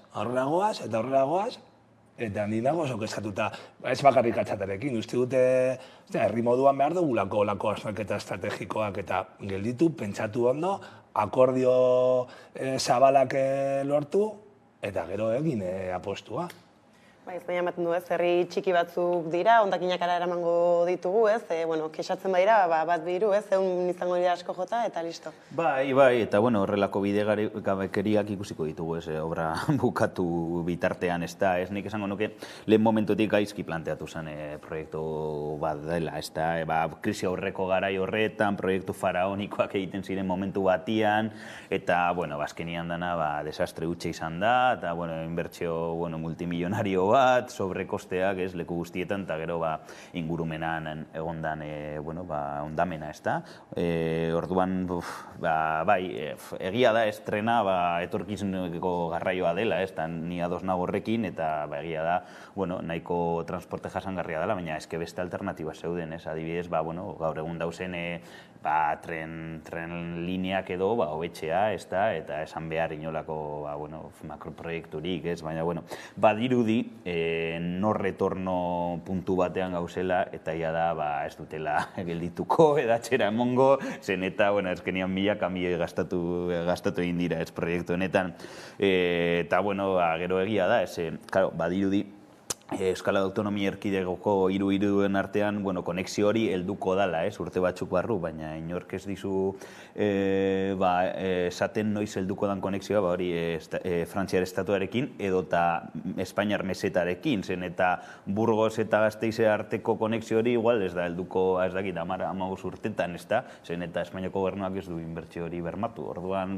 azkenean, euki aldugu, ez dakit, tren askar bat hiru-hiruen artean, baina ez digu finolako abantaiarik emoten, ez?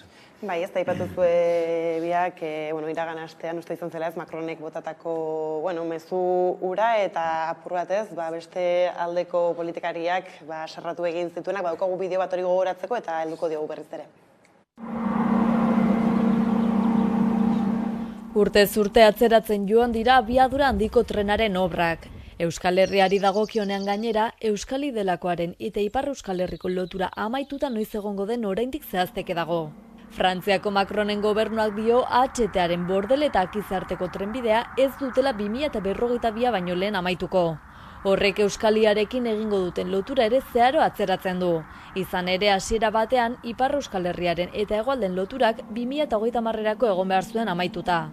Frantziak atzerapen horiek administrazio arloan izandako arazoekin eta krisiak aurrekontuetan izandako ondorioekin argudiatu ditu. Atzerapen horien berri hartarazi ondoren, Aitor Esteban EAJko bozeramaileak Kongresura eraman du gaia eta Pedro Sánchez Espainiako presidenteari galdetu dio ea atzerapen horiek egiaztatu ditzakeen. Nosotros también nos vimos sorprendidos por esa publicación del organismo francés. Gaineratu du Europar Batasunarentzako estrategikoa dela Madrid-Gasteiz-Akize Paris arteko trenbidea, eta azaldu du Espainiaren esku dauden azpiegiturak 2030erako prest egongo direla, Euskaliaren zatia eta Gasteiz-Burgos artekoa. Vamos, por supuesto, a cumplir con nuestro plazo, con lo que a nosotros nos corresponde, y por supuesto vamos a exigir al Gobierno de Francia que cumpla con lo que efectivamente nos dijo en esa cumbre de Barcelona y que también está pidiendo la Comisión Europea, y es acelerar esos plazos de inversión. Dena den Frantziaren aurkako kexa ofizial bat aurkeztuko duela iragarri du, eta ildo horretan azpimarratu du Europar Batasuna Espainiaren alde dagoela auzi horretan.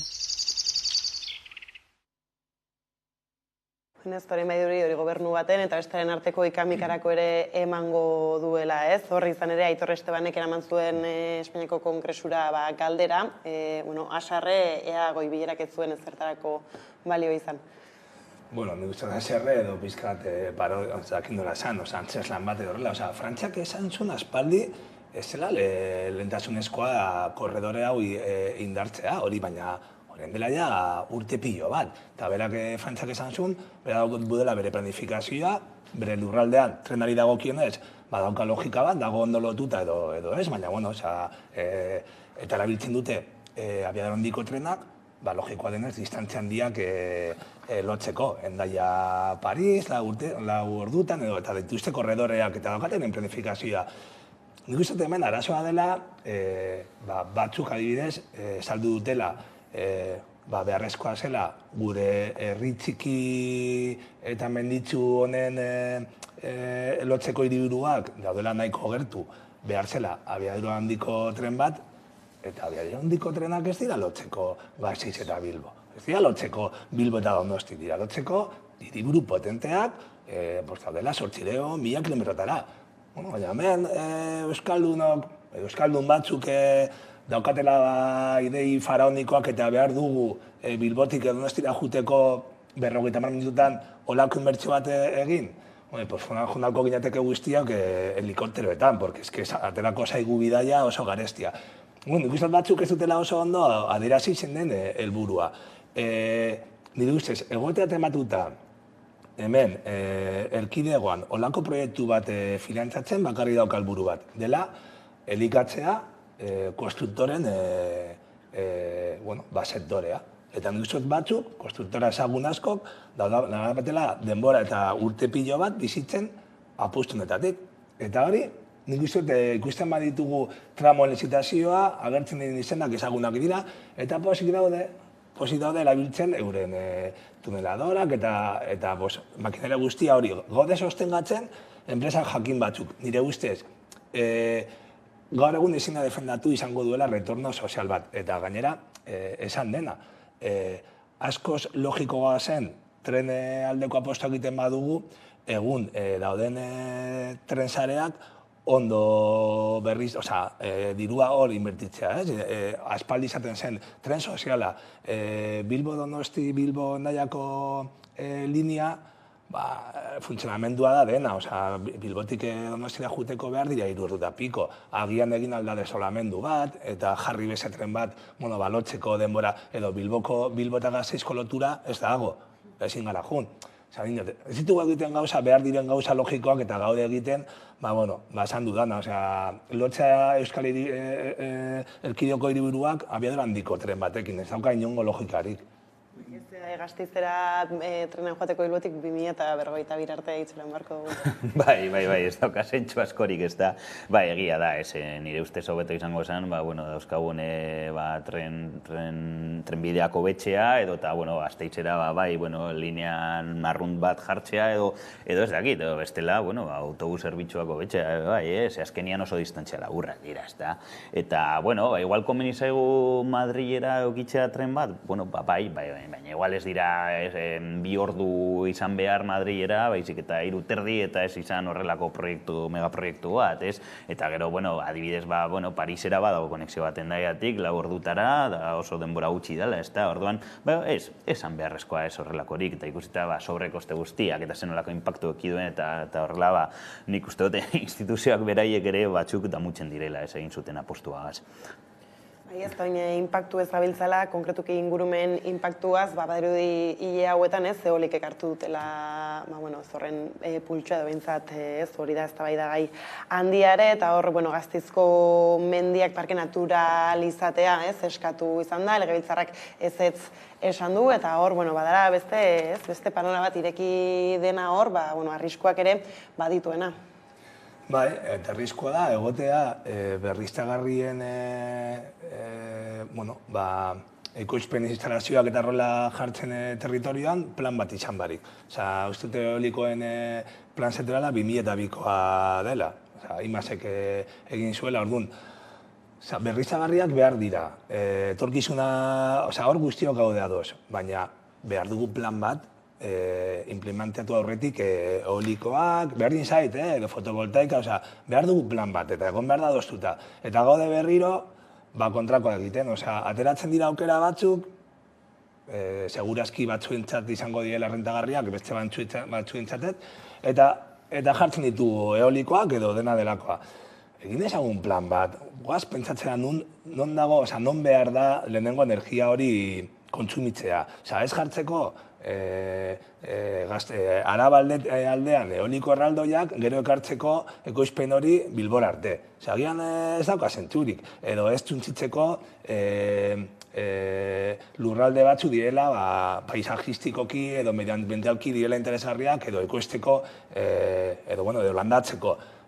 Orduan, plan barik ibiltzea holan berdin zait, hemen bai, hemen ez, edo atzilduk esan duena, goaz aztertzea eremu degradatuak, segurazki izango dira interesgarriak, baina goaz egitela plan sektoral bat.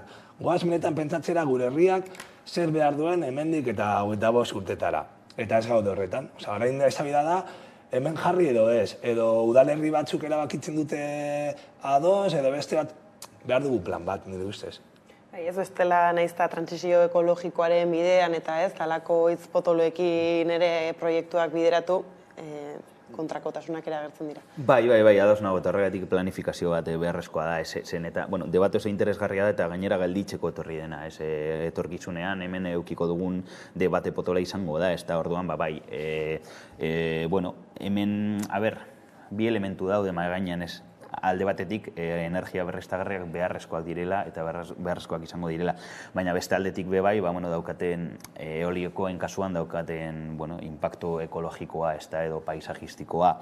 Horregatik, hemen oreka bat behar da, bi tarte hauen artean, eta, erantzuna ez da erraza, baina, horregatik, behar da, adituekin birbentsatzea, planifikazio bat egitea instituzioen aldetik, eta, nik ez daukat erantzuna, erantzuna ez da gainera simplea, ez da, baina, horregatik, birpentsatu behar da, denboragaz planifikatu, eta, plan estruktural bat egitea.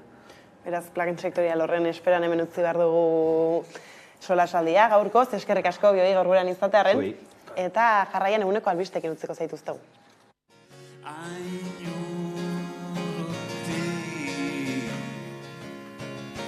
Sentimena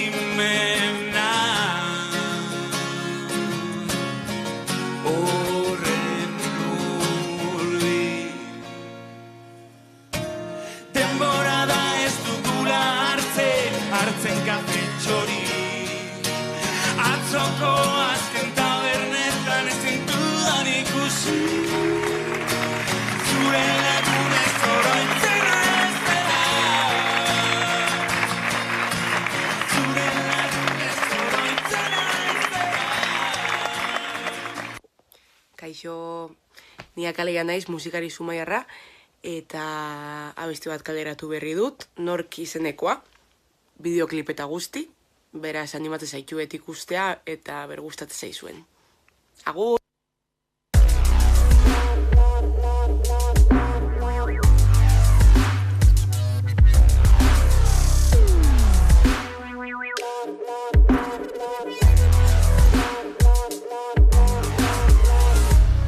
Aurrean zuzaude Nik ematen dizu botere Atzean ninago Lozara zure legatzeko itzalaren gainetik Mozorrotuta nabil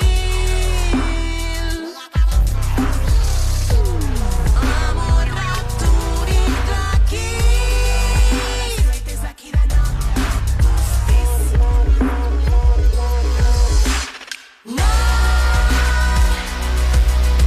Nork agintzen du eta nork irakatsi Jakin ohiturak ez du ezer ikasi Nork jasaten du eta nork erabaki Jakin nahi dudan dio nik badakit Ez dakit zer esan